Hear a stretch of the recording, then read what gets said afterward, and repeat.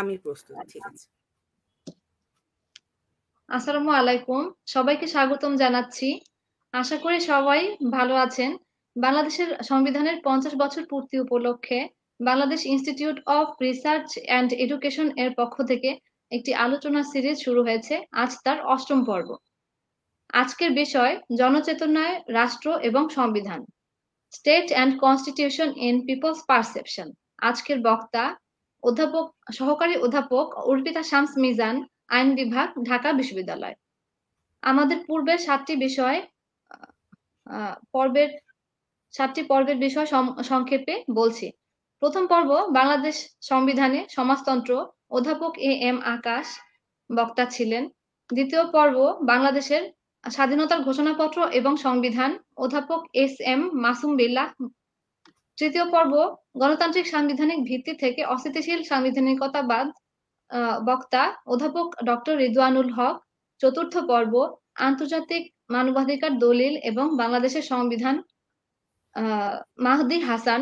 পঞ্চম পর্ব বাংলাদেশের পরিবেশগত সাংবিধানিকতাবাদ, বক্তা গোলাম সারোয়ার, সহকারী অধ্যাপক, আইন বিভাগ, ঢাকা বিশ্ববিদ্যালয়। ষষ্ঠ পর্ব বাংলাদেশে বিচারিক আইন প্রণয়ন, বক্তা ডক্টর মোহাম্মদ রিজওয়ানুল ইসলাম, অধ্যাপক, নর্থ সাউথ বিশ্ববিদ্যালয়। সপ্তম পর্ব সংবিধানের অভিভাবক কে, হ্যান্স ক্যালসেন এবং কার্ল স্মিথের বাহাস, বক্তা নাফিস আহমেদ, প্রভাষক, আইন বিভাগ, নর্থ সাউথ বিশ্ববিদ্যালয়। আমাদের 8ম পর্ব শুরু করতে চাই সংক্ষেপে আজকের বক্তার পরিচয় দিয়ে। আজকের বক্তা অর্পিতা শামস মিজান, সহকারী অধ্যাপক, আইন বিভাগ, ঢাকা বিশ্ববিদ্যালয়। অর্পিতা শামস মিজান ম্যাম বর্তমানে ঢাকা বিশ্ববিদ্যালয়ের আইন বিভাগে সহকারী অধ্যাপক হিসেবে নিয়োজিত রয়েছেন। একই সাথে তিনি বাংলাদেশের পক্ষ হতে আয় প্রবণ সংস্থাটির সিনিয়র লিগ্যাল অফিসার হিসেবে দায়িত্ব পালন করছেন। তিনি ঢাকা বিশ্ববিদ্যালয় থেকে এলএলবি এবং এলএলএম ডিগ্রি অর্জন করেছেন এবং তিনি হার্ভার্ড বিশ্ববিদ্যালয় থেকে দ্বিতীয় এলএলএম ডিগ্রি অর্জন করেন। তিনি হার্ভার্ড বিশ্ববিদ্যালয়ের হার্ভার্ড হিউম্যান রাইটস জার্নাল এ এডিটর হিসেবে কাজ করেছেন।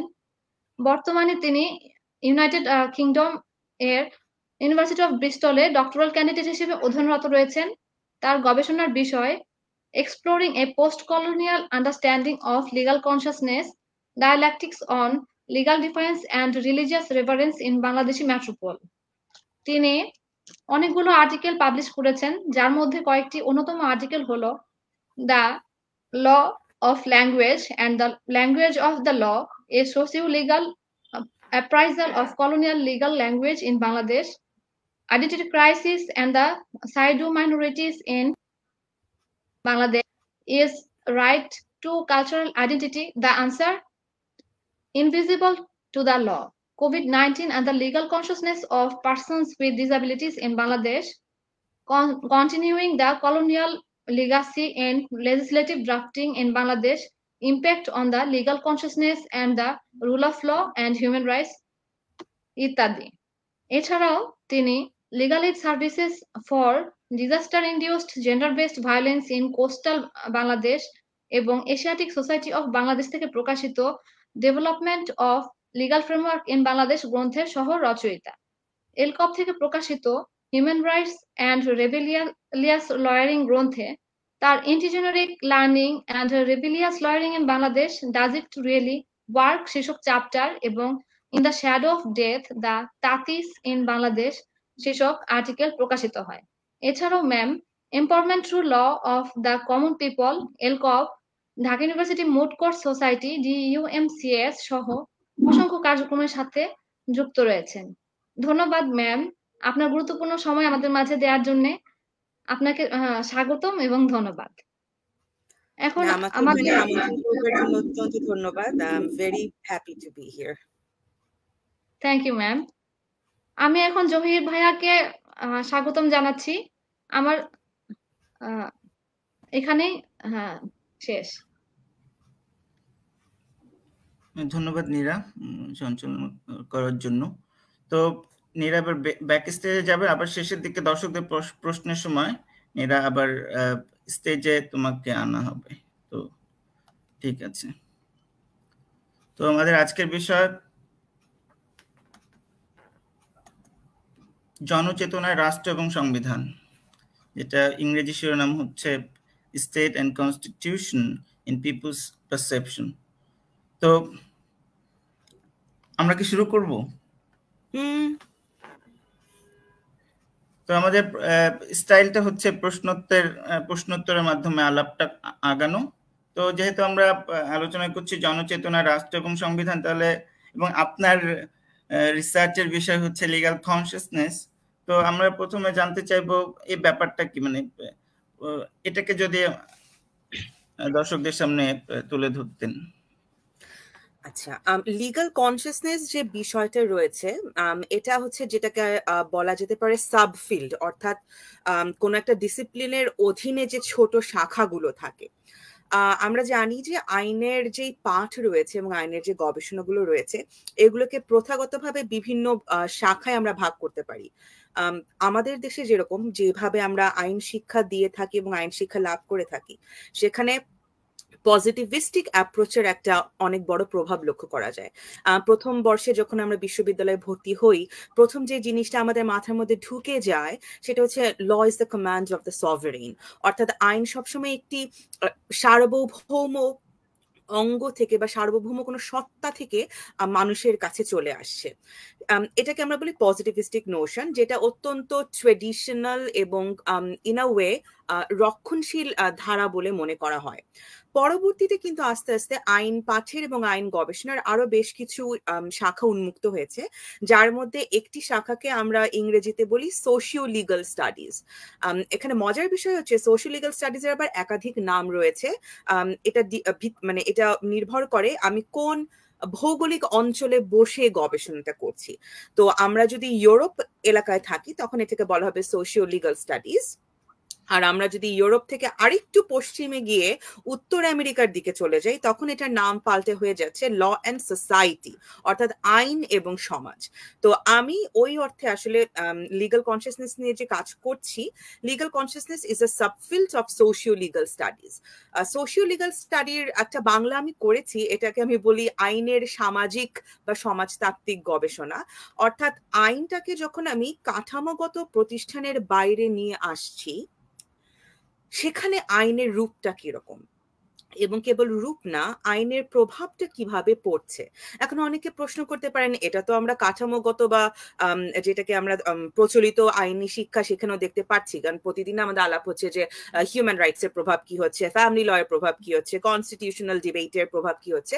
কিন্তু এটা ঠিক ওরকম না, কারণ যখন আমি হিউম্যান রাইটস এর প্রভাবের কথা বলছি, আমি কিন্তু স্টেট ইনস্টিটিউশনের উপরেই দেখছি যে হ্যাঁ, আমাদের মানবাধিকার কমিশন কি কাজ করছে, আমার সুপ্রিম কোর্ট কি কাজ করছে, আমার ল এনফোর্সমেন্ট এজেন্সি কি কাজ করছে। This all are basically formal institutions, কিন্তু এর বাইরে গিয়েও কিন্তু আইনের প্রভাবটি রয়েছে। যেমন একটা প্রশ্ন করলে হয়তো এটা বোঝা যাবে যে যখন কোনো পারিবারিক সহিংসতা হচ্ছে বাংলাদেশে, আমাদের মধ্যে একটি প্রবণতা হলো মানুষ এই বিষয়গুলোকে আদালত পর্যন্ত নিয়ে যেতে চান না। আদালত তো দূরের কথা, আমরা অনেক সময় থানা পর্যন্ত এই জিনিসটাকে নিয়ে যেতে চাচ্ছি না। এটাকে অনেকে বলবে যে মানুষের সচেতনতার অভাব, কিন্তু আসলে কি সেটা তাই? কারণ আজকার দিনে কিন্তু বাংলাদেশের সমাজে পারিবারিক সহিংসতা হলে পুলিশে যাওয়া যায়, আইন আছে, এটা কম বেশি সবাই জানেন, কি শহর কি গ্রাম, কিন্তু তারপরে মানুষ যেতে চাচ্ছেন না। অর্থাৎ আইন সম্পর্কে জানলেই যে মানুষ আইনের ব্যবস্থাটা নেবেন বা আইনের প্রতি তার পক্ষপাতিত্ব তৈরি হবে, বিষয়টা সেরকম না। তার মানে আইন সম্পর্কে সাধারণ মানুষের, অর্থাৎ যারা আইনি পেশাজীবী নন, সেই মানুষগুলোর কিছু নির্দিষ্ট চিন্তা চেতনা, ধ্যান ধারণা, আচরণগত বৈশিষ্ট্য থেকে থাকে, যেটাকে তুমি পারসেপশন বলছো। এই পারসেপশন শব্দটাকে একটু চেঞ্জ করে আমি বলবো কনসিয়াসনেস, অর্থাৎ মানুষের চেতনায় আইনটা কিভাবে ধরা পড়ছে, what is people's attitude towards law. আমি যখন কোনো একটা রাষ্ট্র আইনের কথা শুনছি, আমার মধ্যে কি ধরনের প্রতিক্রিয়া তৈরি হচ্ছে, আইনটাকে আমি আমার জীবনের কতটুকু অঙ্গীভূত বলে মনে করছি, কখন আমি মনে করছি আইনের কাছে যাওয়া যেতে পারে, অথবা আরেকটু যদি ডিপে যাই, আইন আসলে কি, আইন কি আসলেই কমান্ড অফ দ্য সভারেইন, নাকি এর বাইরেও আইনের কিছু সংজ্ঞা আছে যেটা হয়তো ওই প্রাতিষ্ঠানিক আইন পড়তে পড়তে আইনের শিক্ষকের, আইনের শিক্ষার্থীর, আইনের পেশাজীবীর চিন্তার বাইরেই চলে যাচ্ছে। কিন্তু এই আমাদের মানে প্রাতিষ্ঠানিক প্রশিক্ষণ পাওয়া মানুষের বাইরে গিয়েই যখন আমি আইন নিয়ে কথা বলবো, তখন হঠাৎ করে দেখবো যে সাজুজ্য থাকছে না। একজন স্কুল শিক্ষকের সাথে যখন কথা বলছি, বা একজন ব্যবসায়ীর সাথে যখন কথা বলছি, বা একজন রিক্সাওয়ালার সাথে যখন আমি কথা বলছি, অথবা একজন কর্পোরেট ব্যবসায়ীর সাথে আমি যখন কথা বলছি, ওনার কাছে আইনের অর্থটা ঠিক কিরকম, উনি আইনকে কোথায় খুঁজে পাচ্ছেন? এই মানুষগুলো তো আমাদের রাষ্ট্রের একটি অংশ, এবং যেহেতু আজকে আমরা সংবিধান নিয়ে কথা বলবো, এই প্রতিটি মানুষই তো প্রজাতন্ত্রের অংশ, এবং সেই অর্থে রাষ্ট্রীয় ক্ষমতার মালিক এই প্রতিটা মানুষই। কাজে আমি রাষ্ট্রীয় ক্ষমতাকে যেভাবে দেখছি, বা যেভাবে আমাকে দেখতে শেখানো হয়েছে, আমার শিক্ষাগত যে প্রশিক্ষণ, তার সাথে যদি অন্য মানুষের পার্থক্য থাকে, তখন একটা প্রশ্ন উঠে যায়। তো এই জিনিসগুলো নিয়ে আসলে আমরা সোশ্যাল লিগাল স্টাডিজে কাজ করি, যে what are the different aspects of law as we find them in the society. So তোমার প্রশ্নে যদি ফেরত যাই এক লাইনে বলতে গেলে, what is legal consciousness? Legal consciousness হচ্ছে সমাজের মানুষের মধ্যে রাষ্ট্রে প্রচলিত এবং সমাজে প্রচলিত বিভিন্ন আইন সম্পর্কে কি ধরনের ধ্যান ধারণা প্রচলিত রয়েছে, আইনের প্রতি তাদের অ্যাটিটিউড কি, আইনকে তারা কিভাবে দেখছেন, আইন তাদের কাছে কিভাবে ধরা পড়ছে। লিগাল কনসিয়াসনেসের যে সাবফিল্ড, এখানে একাধিক বেত্তা রয়েছেন যাদের বিভিন্ন গবেষণার ওপরে লিগাল কনসিয়াসনেস দাঁড়িয়ে আছে। একজনের নাম বললেই সবাই হয়তো চিনবেন, Sally Engelmary. She passed away in September 2020. Sally Engelmary is a world-renowned legal anthropologist. এখানে বোধহয় একটা কথা বলা প্রয়োজন, সেটা হচ্ছে যে লিগাল কনসিয়াসনেসের যে গবেষণার ক্ষেত্র, এটি আসলে লিগাল অ্যানথ্রোপোলজি এবং লিগাল সোশিওলজি থেকে আসা, অর্থাৎ সমাজতত্ত্ব এবং নৃতত্ত্ব নিয়ে যারা কাজ করতেন, ওনাদের কাজগুলো আস্তে আস্তে যখন আইনের দিকে চলে আসলো, তখন এই লিগাল কনসিয়াসনেস জিনিসটা সামনে আসলো। সো যারা ট্রেডিশনাল ল টিচার, তারা প্রথমে এটা নিয়ে কাজ করেননি। শুরুর দিকে legal consciousness was part of the critical legal studies, এবং ডানকান কেনেডি এটা নিয়ে কিছু কাজ করেছেন। পরবর্তীতে ডানকান কেনেডি আর এই কাজটি নিয়ে অগ্রসর হননি। আজকের দিনে লিগাল কনসিয়াসনেসের সবচেয়ে বড় নাম হচ্ছে প্রফেসর সুজান এস সিলবি, যিনি MIT-র সোশিওলজি অ্যান্ড অ্যানথ্রোপোলজি ডিপার্টমেন্টের প্রফেসর। সুজান সিলবি এবং তার সহকর্মী প্যাট্রিসিয়া ইউইক, তারা 1998 সালে একটি বই রচনা করেন। বইটির নাম হচ্ছে এভরিডে স্টোরিজ অফ ল, অর্থাৎ প্রতিদিনের জীবন আইনকে খুঁজে পাওয়া। ওই বইটাকে ধরা হয় লিগাল কনসিয়াসনেসের একটা পাথ ব্রেকিং গবেষণা, কারণ ওটার মাধ্যমে তারা আইনকে একদমই দৈনন্দিন জীবনের ছোটখাটো জিনিসে খুঁজে বের করছেন। তো ওই কাজটাকেই আস্তে আস্তে আমরা গ্লোবাল সাউথে নিয়ে আসবার চেষ্টা করছি। মানে ভারত বলতে আমি ইন্ডিয়ার কথা বলছি, দক্ষিণ এশিয়ার মধ্যে ভারতে কিছু কিছু কাজ হয়েছে, কিন্তু অন্যান্য দেশে ওই অর্থে এখনো লিগাল কনসিয়াসনেস নিয়ে খুব বেশি কাজ হচ্ছে না, কিন্তু আস্তে আস্তে গ্লোবাল সাউথের এখানে আগ্রহটা বেড়ে যাচ্ছে। আমি এখন থামছি। ধন্যবাদ।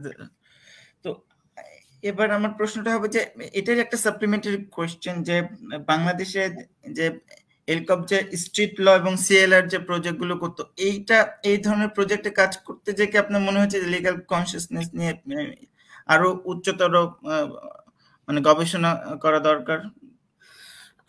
খানিকটা হ্যাঁ এবং খানিকটা না, কারণ এটা শুধুমাত্র স্ট্রিট ল বা CLR থেকে আসেনি। যারা জানেন না, স্ট্রিট ল এর বাংলা হচ্ছে প্রতিদিনের আইন। Street law is a legal literacy programme, অর্থাৎ যেটাকে আমরা আইনি সচেতনতামূলক কার্যক্রম বলি। এটি দক্ষিণ আফ্রিকায় সবচেয়ে বেশি জনপ্রিয়তা লাভ করেছিল 1970 এবং 80-এর দশকে, যখন সেখানে অ্যাপার্থাইড রেজিম ছিল। তো বাংলাদেশে এটা 2000 সাল থেকে এটার কার্যক্রম চলে। এই মুহূর্তে আইপ্রোবোনো এবং এলকপে দুটো থেকে আমরা স্ট্রিট ল করে থাকি। আমি যখন শিক্ষার্থী ছিলাম, আমি নিজে স্ট্রিট ল তে কাজ করেছি এবং এখন প্রশিক্ষণ দেই। তো স্ট্রিট ল নিয়ে যখন আমরা বিভিন্ন মানুষের কাছে যেতাম, আমরা দেখতাম যে আইন সম্পর্কে মানুষ জানতে চাচ্ছে, কিন্তু পরবর্তীতে যেটা হয়েছে, যখন আরেকটু প্রান্তিক জনগোষ্ঠীর কাছে আমরা স্ট্রিট ল নিয়ে গিয়েছিলাম, সেটা 2017, 18, 19-এর কথা, তখন আমি দেখলাম যে there is a difference যখন আমরা স্কুল কলেজের স্টুডেন্টদের কাছে যাচ্ছি এবং প্রান্তিক জনগোষ্ঠীর কাছে যাচ্ছি।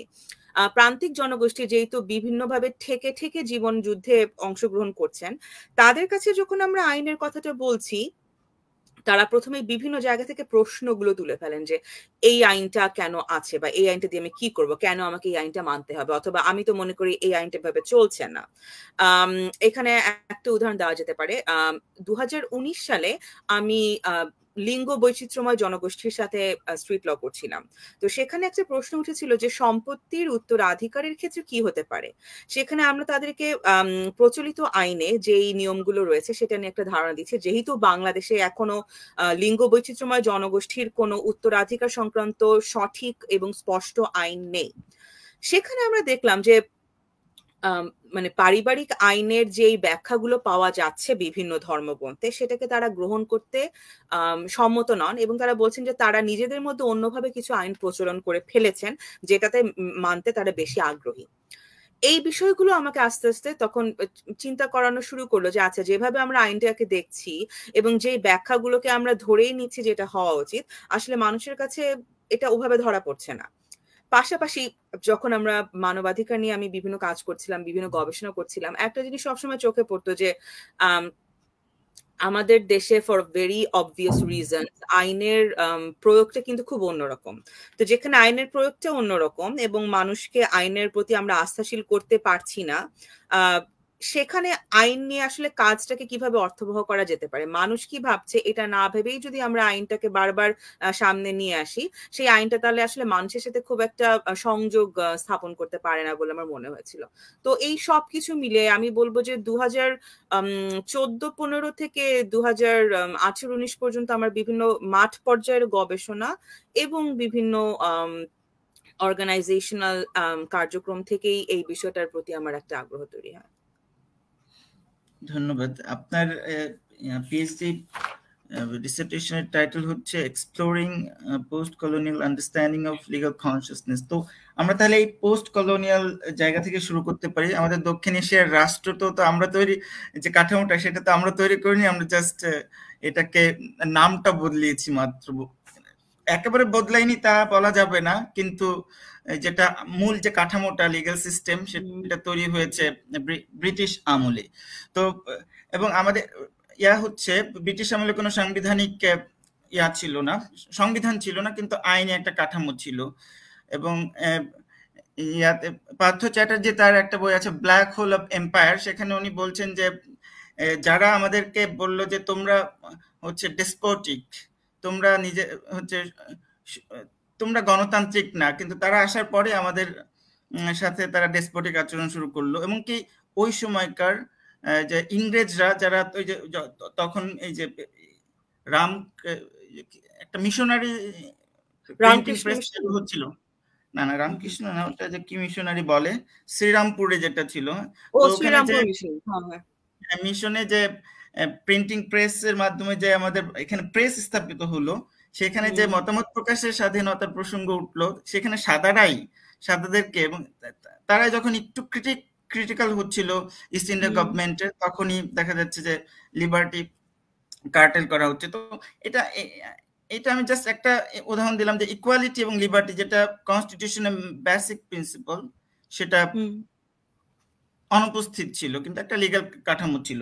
তো এখন সেই জায়গা থেকে আমার প্রশ্নটা হচ্ছে, এই যে দক্ষিণ এশিয়া বিশেষত বাংলাদেশের যে রাষ্ট্রটা, এটাই ঔপনিবেশিক ধারাটা বহন করার ফলে এটা কি জনগণ থেকে বিচ্ছিন্ন কিনা, এবং সেই বিচ্ছিন্নতা সংবিধান কতটা কাটিয়েছে বলে আপনি মনে করেন?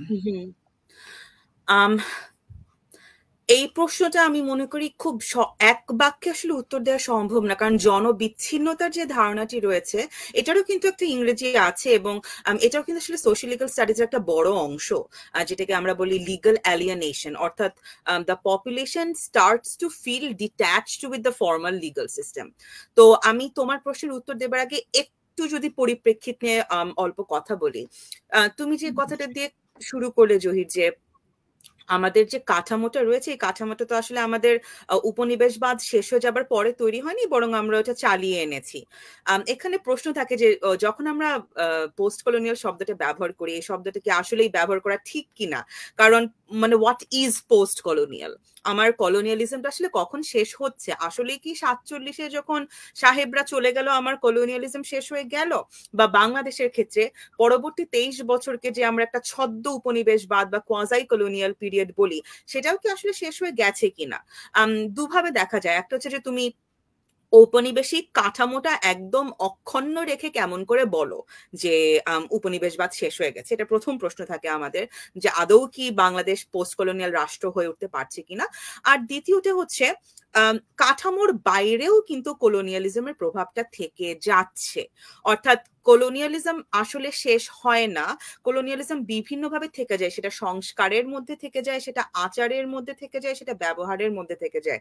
যে জিনিসটাকে হোমি ভাবা মডার্নিটি এবং হাইব্রিডিটির কথা বলেছেন, যে কলোনিয়ালিজম ক্যান নেভার এন্ড, এবং যেটাকে আমরা আধুনিকতাবাদ বলছি যে this is modern, this is modernity, সেই modernity is a by product of coloniality. কারণ আমি আমার ইতিহাসের কারণে I can never go back to the pre-colonial legal system. আমি যতই চেষ্টা করি, আমি মনে করলাম যে সাদাদের সবকিছু ছিঁড়ে ছুঁড়ে মানে একদম ফেলে আমি নতুন করে শুরু করব, এটা কোনোদিনই সম্ভব হবে না। এটা খোদ আমেরিকাতেও সম্ভব হয়নি। আমেরিকা সবচাইতে সফল ব্রিটিশদের খোল নলচে পাল্টে দেবার ক্ষেত্রে, কিন্তু ইভেন তারাও তো কমন ল সিস্টেমটাকে রেখে দিয়েছে। তাদেরও ল অফ কন্ট্রাক্ট, তাদেরও ডিক্লারেশন অফ ইন্ডিপেন্ডেন্সের ওখান থেকে যেই মানে বিল অফ রাইটস এসেছে, সবকিছুর মধ্যে কিছুটা তো কমন লয়ের প্রভাব এবং ব্রিটিশ ইতিহাসের প্রভাব আছে। কাজেই ওইটা হচ্ছে প্রথম প্রশ্ন, যে আমরা যে বাংলাদেশকে পোস্ট কলোনিয়াল বলছি, কতটুকু আদতে আসলে এটা পোস্ট কলোনিয়াল রাষ্ট্র হলো।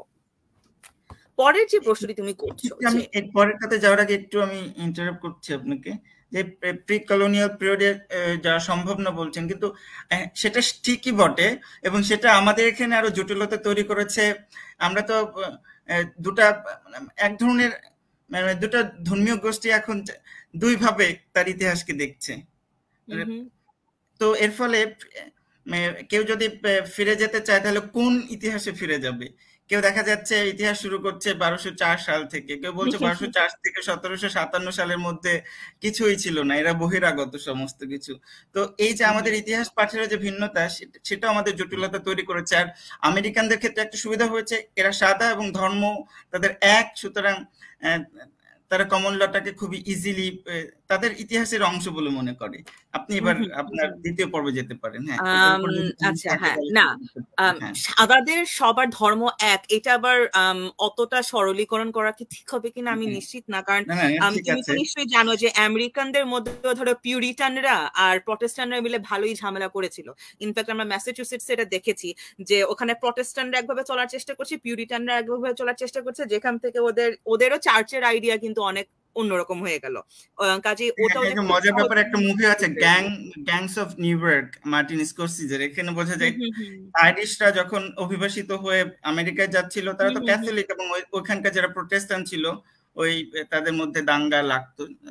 তবে তারা ম্যাচিউর হয়ে গেছে, আমরা অতটা ম্যাচিউর হতে পারিনি। মানে the reason Henry VIII made the proclamation of dividing the church from the state, সে তো নিজেকে রোমান পোপ থেকে আলাদা করবার চেষ্টা করলো এই জন্য যে he wanted to have a divorce, right? এবং রোমান ক্যাথলিক চার্চ থেকে ডিভোর্স দেবে না, সে বলছে আমি এখন চার্চের সর্বে হয়ে যাবো, অ্যাংলিকান চার্চ। অতটা সরলীকরণ হয়তো আমরা করব না। তবে যেটা তুমি বললে যে দুটো গোষ্ঠী দুভাবে মানে ইতিহাসের প্রবাহকে দেখতে চাচ্ছে, এবং 1204 থেকে যেটা শুরু হচ্ছে, ইনফ্যাক্ট আরেকটু আগিয়ে যাই যদি আমরা, যে মানে মোহাম্মদ মানে মানে বখতিয়ার খলজির আগেও তো মোহাম্মদ ঘুরি চলে আসলো। ওই পুরো সময়টাকে যদি আমরা দেখি, বিশেষ করে মুঘলদেরকে নিয়ে এখন অনেক রকমের আলাপ আমরা দেখছি।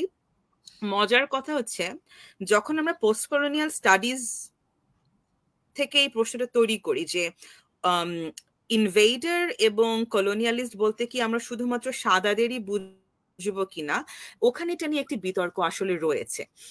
কারণ দেখা যায় যে চেষ্টা করা হয় মুঘল ইনভেডারদের সাথে ব্রিটিশ এবং অন্যান্য ইউরোপিয়ান ইনভেডারদের একটা পার্থক্য করতে, এই অর্থে যে মুঘলরা অবশ্যই অন্য অঞ্চল থেকে ভারতীয় উপমহাদেশে প্রবেশ করে, কিন্তু তারা এখানে থেকে যায় এবং তারা এখানকার আচার আচরণকে নিজেদের এঙ্গীভূত করে ফেলে। whereas ব্রিটিশদেরকে আমরা দেখেছি যে তারা নিজেদেরটা আমাদের উপর চাপিয়ে দিয়েছে। মজার কথা হলো কলোনিয়ালিজমের ক্ষেত্রেও কিন্তু সেটলার কলোনিয়ালিজম বলে একটা ব্যাপার আছে, যেটা উত্তর আমেরিকায় হয়েছে। কাজে ওখানেও সাদারা এসেছে, তো প্রশ্ন উঠে যে ওখানে তো সাদারা থেকে গেল, then how is that colonialism? That is colonialism because the same sense of superiority was there, white supremacy was there, নেটিভদেরকে ইনফেরিয়র ভাবার চিন্তা ছিল, যেটা এখন দুই দল ডিবেট করে যে মুঘলরা এই কাজটা করেনি, যে তারা ভারতীয়দের ইনফেরিয়ার দেখাবার চেষ্টা করেনি, তারা মুঘল রেশিয়াল সুপ্রিমেসিতে বিশ্বাস করতো না। এইটুকু অংশ হয়তো আমরা আজকের আলাপে টেনে আনতে পারি just for the sake of sharing this information.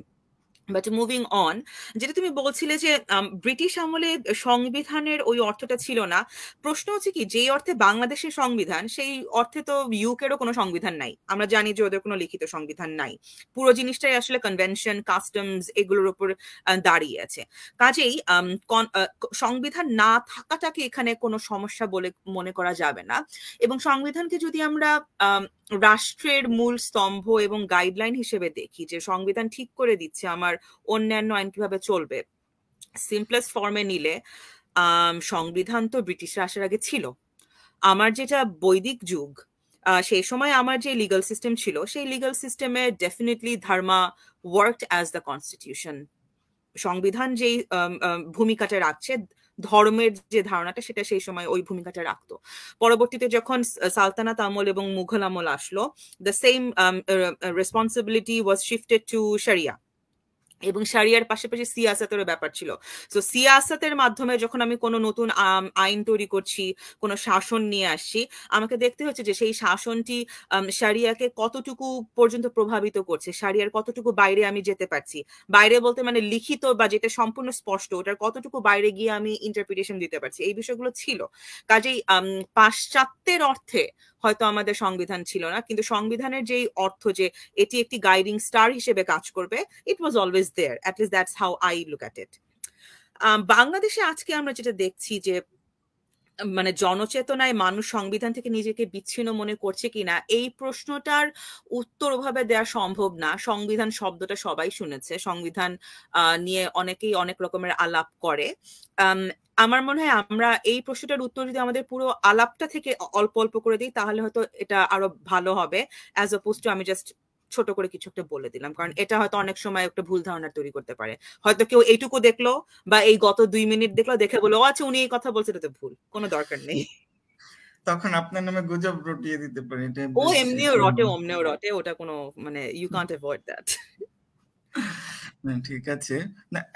আমি যেটা ওই আধুনিক অর্থে বর্তমান যেটা বলি যে একটা হায়ারার্কিক্যাল অর্থে যে একটা সংবিধান থাকবে, সেটার অনুযায়ী আইন তৈরি হতে হবে, যে কনস্টিটিউশনালিজম ওই অর্থে বলেছিলাম, এবং ইকুয়ালিটি এবং লিবার্টির অ্যাবসেন্স আর প্রেজেন্সের অর্থে, এবং সেটার অভাব ছিল। তবে আপনি ঠিকই বলেছেন যে সংবিধান ব্রিটিশ আমলেও ছিল, ব্রিটিশ রাজের সময়ও ছিল, এবং যে আইনি কাঠামোটা ছিল ওটা এক ধরনের কনস্টিটিউশনাল অ্যাজাম্পশনের উপর ভিত্তি করে তৈরি হয়েছে। পেনাল কোডকে অনেকে বলবে যে এটা এক ধরনের এটা কনস্টিটিউশনাল ইমপ্লিকেশন আছে, যে কোন কোন ক্ষেত্রে আমি মত প্রকাশ করতে পারবো কি পারবো না, সেসব বিষয় এখানে বলে দিচ্ছে। সুতরাং কনস্টিটিউশনাল ইমপ্লিকেশন পেনাল কোডের মধ্যে, অন্যান্য আইনের মধ্যে আছে। তো এর পরের প্রশ্ন যেটা করতে চাই সেটা হচ্ছে এই যে আমরা যে বিউপনিবেশনের কথা বললাম, যে বিউপনিবেশনে আমরা তো ফিরে যেতে পারবো না। আর ফিরে যাওয়ার একটা সমস্যা আছে, যখন আমরা জাতীয়তাবাদী দৃষ্টি থেকে আমরা ইতিহাসকে দেখি, তখন মনে হয় যে সবকিছুই অতীতের ভালো ছিল, আমাদের সমালোচনা আমরা করতে পারি না। তো এই সীমাবদ্ধতার ফলে সম্ভবত এই কথাটা মাথায় রেখেই বি.আর. আম্বেদকর ভারতের গণপরিষদ কনস্টিটিউয়েন্ট অ্যাসেম্বলিতে দাঁড়িয়ে একটা গুরুত্বপূর্ণ কথা বলেছিলেন, সেটা আমি কোট করছি। তিনি বলেছিলেন, constitutional morality is not a natural sentiment, it has to be cultivated. We must realize that our people have yet to learn it. Democracy in India is only a top dressing on an Indian soil, which is essentially undemocratic. উনি মূলত মানে যাকে বলে caste সিস্টেমটাকে মাথায় রেখে এই কথাটা বলেছিলেন। তো এই যে আমরা কনস্টিটিউশন তৈরি করলাম, কিন্তু কনস্টিটিউশন মোরালিটি জনগণের মধ্যে যদি চর্চাটা না হয়, তাহলে কনস্টিটিউশনে লিখিত অনেক সুন্দর কথা থাকতে পারে, বাট ওটা কাজে তো আমরা প্র্যাকটিসে তো করতে পারবো না। তো এই জায়গা থেকে আম্বেদকরের বক্তব্যটাকে আপনি কিভাবে দেখছেন বা কিভাবে মূল্যায়ন করবেন?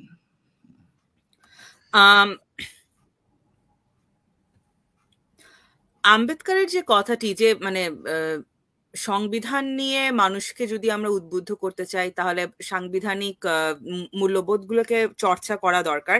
এই কথাটার সাথে আমি সম্পূর্ণভাবে একমত। কারণ যেটা তুমি বললে যে কাঠামোটা আমরা যেভাবে রেখে দিয়েছি, সেই কাঠামোতে আইনের সাথে মানুষের কতটুকু জনসংযোগ ঘটছে, এটা একটা অনেক বড় প্রশ্নের জায়গা। কনস্টিটিউশন বা সংবিধানকে যদি আমি একটা পেডেস্টালের উপরে রেখে দেই, একটা বেদিতে রেখে দেই, এবং সেখান থেকে মনে করি যে হ্যাঁ এটা ওখানে থাকলো, বাদ বাকি যতক্ষণ পর্যন্ত আমি ঝামেলা করছি না, কেউ তো এসে কোনো জিনিসকে অসাংবিধানিক বলবে না, আমি আমার মতো চলতে থাকি। যখন এই টপ ডাউন অ্যাপ্রোচটা তৈরি হয়, তখন জনজীবন একটা প্রবাহে চলে আর অন্যান্য কাজগুলো আরেকটা প্রবাহে চলে। মানে রাষ্ট্র একভাবে চলে, জনগণ, সাধারণ জনগণ আরেকভাবে চলে। যে কথাটা তুমি বললে জহির, যে ব্রিটিশ পিরিয়ডে দেয়ার ওয়াজ ওরিয়েন্টাল ডেসপটিজম, যেই পুরো ধারণাটা থেকে তারা নেটিভদেরকে ব্যারব্যারিক, লেজি, অফ ইল টেম্পারামেন্ট, এই কথাগুলো তারা এনেছে।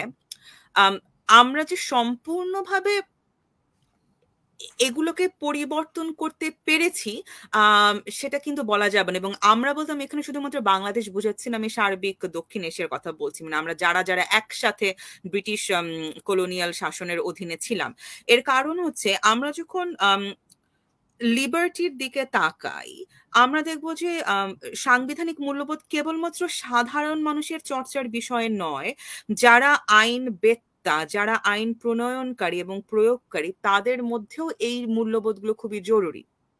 যেমন আমরা যদি আমাদের সংবিধানের দিকে তাকাই, যখন আমরা এখানে নন ডিসক্রিমিনেশন ক্লজের কথাটি বলছি, এখানে নির্দিষ্ট কিছু শব্দের ব্যবহার রয়েছে যে এই বিষয়গুলোর ভিত্তিতে কোনো নাগরিককে বৈষম্য করা যাবে। শুধু নাগরিক না, বরঞ্চ কোনো অনাগরিক ব্যক্তি যখন বাংলাদেশের মানে ভূপৃষ্ঠে থাকবেন, তার সাথে আমরা কোনো রকমের বৈষম্য করতে পারবো না। এখানে কিন্তু প্রশ্ন উঠে যায় যে ওখানে ইংরেজিতে শব্দটা রয়েছে সেক্স, এবং যখন এই স্পেসিফিক অনুচ্ছেদটি লেখা হয়েছিল, তখন আমরা বলতে পারি যে জেন্ডার ল এবং সেক্সুয়াল ওরিয়েন্টেশন ল তখন এত বেশি প্রসারিত হয়নি। কিন্তু আজকে 2020 সালে বসে যখন আমরা এই অনুচ্ছেদটি নিয়ে কথা বলছি, সেখানে কিন্তু আমাকে লিঙ্গের ধারণা আরো প্রসারিত করতে হবে। এখন আমরা জেন্ডার রাইটস বলে একটা জিনিস জানি, সেক্সুয়াল রাইটস বলে আমরা একটা জিনিস জানি। এই জিনিসগুলো কোথায় আসছে? বাংলাদেশের সংবিধানে এটাকে আমরা কোন জায়গায় রাখবো? এই মূল্যবোধটার চর্চা কি আমাদের আদৌ হচ্ছে কিনা?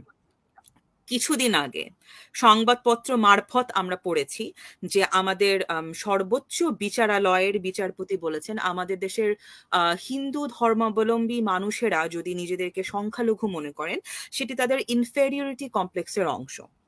অর্থাৎ পরিচয় সংক্রান্ত যে অধিকার, যেটাকে আমরা আইডেন্টিটি রাইটস বলছি, সেই আইডেন্টিটি রাইটসকে আমি কিভাবে দেখব, এইটাও আমাকে মূল্যবোধ চর্চার মাধ্যমে বের করে আনতে হবে। কাজে আম্বেদকর যে কথাটি বলেছেন, আমি মনে করি এটা শুধুমাত্র সাধারণ জনগণের কথা নয়। সাধারণ জনগণ থেকে যে মানুষগুলো বের হয়ে এসে রাষ্ট্র কাঠামোর অংশ হচ্ছেন, whether that is executive, whether that is legislative, or whether that is judiciary, তাদের মধ্যে ওই চর্চাগুলো করতে হবে। এবং এখানে আমরা বলতে পারি যে অন্তত গত কিছুদিন ধরে এখানে কিছুটা শিথিলতা এবং কিছুটা স্থবিরতা তো এসেইছে।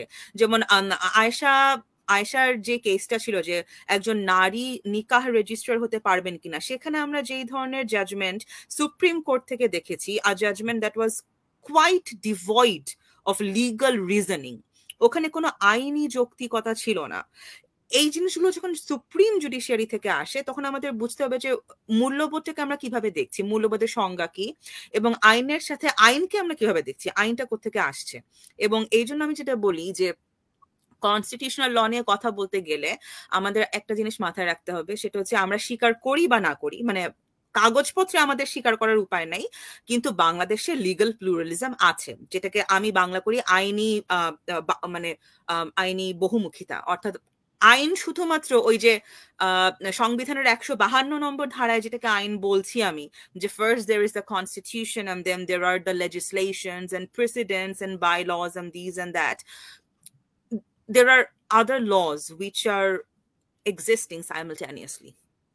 এবং এটাকে শুধুমাত্র কাস্টমারি লয়ের আন্ডারে ফেলা যাবে না, কারণ কাস্টম হতে গেলেও তো আমাকে স্পেসিফিক কিছু শর্ত পালন করে আনতে হবে, যে শর্তটা আবার ওই পজিটিভিস্টিক ল তৈরি করে দিচ্ছে যে টাইম ইমেমোরিয়াল থেকে আসতে হবে, কোনো ব্যত্যয় ঘটা চলবে না, এটসেট্রা এটসেট্রা।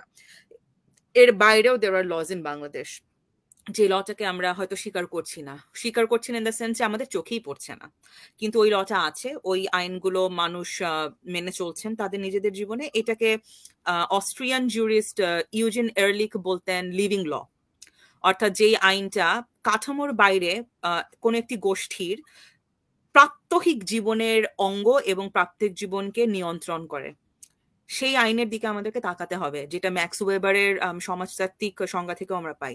এই আলোচনাগুলো ব্যতি রেখে আমরা সংবিধানকে মানুষের জীবনের অঙ্গীভূত করতে পারবো না, কারণ তখন সংবিধান হয়ে যাচ্ছে বড়দের ব্যাপার, মানে এটা হচ্ছে সিরিয়াস ব্যাপার। আমি যতক্ষণ পর্যন্ত there is no human rights violation I will not talk about the constitution, জিনিসটা কিছুটা এরকম হয়ে দাঁড়াচ্ছে।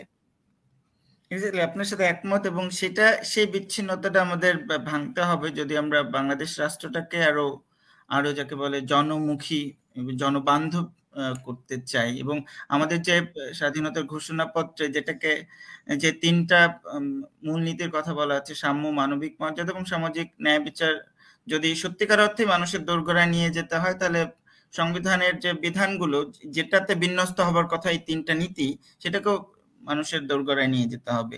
তো আপনি ঠিকই বলেছেন যে জনগণের থেকে যারা একটু সুবিধাভোগী শ্রেণী, যারা এলিট, তাদের মধ্যে যদি কনস্টিটিউশন মোরালিটি ঠিক মতো যাকে বলে না হয়, তাদের মগজে সেটা যদি না ঢোকে, তাহলে তারাই তো নেতৃত্ব দেয় একটা সমাজে, তাহলে সেই সমাজে অন্যান্য শ্রেণীর মধ্যে সেটা, যদি বলি অর্থনৈতিক শব্দ প্রয়োগ করে, ট্রিকল ডাউন হয়ে যে নীতিগুলো যে নিচের দিকে নামবে, সেটা নামার সম্ভব না।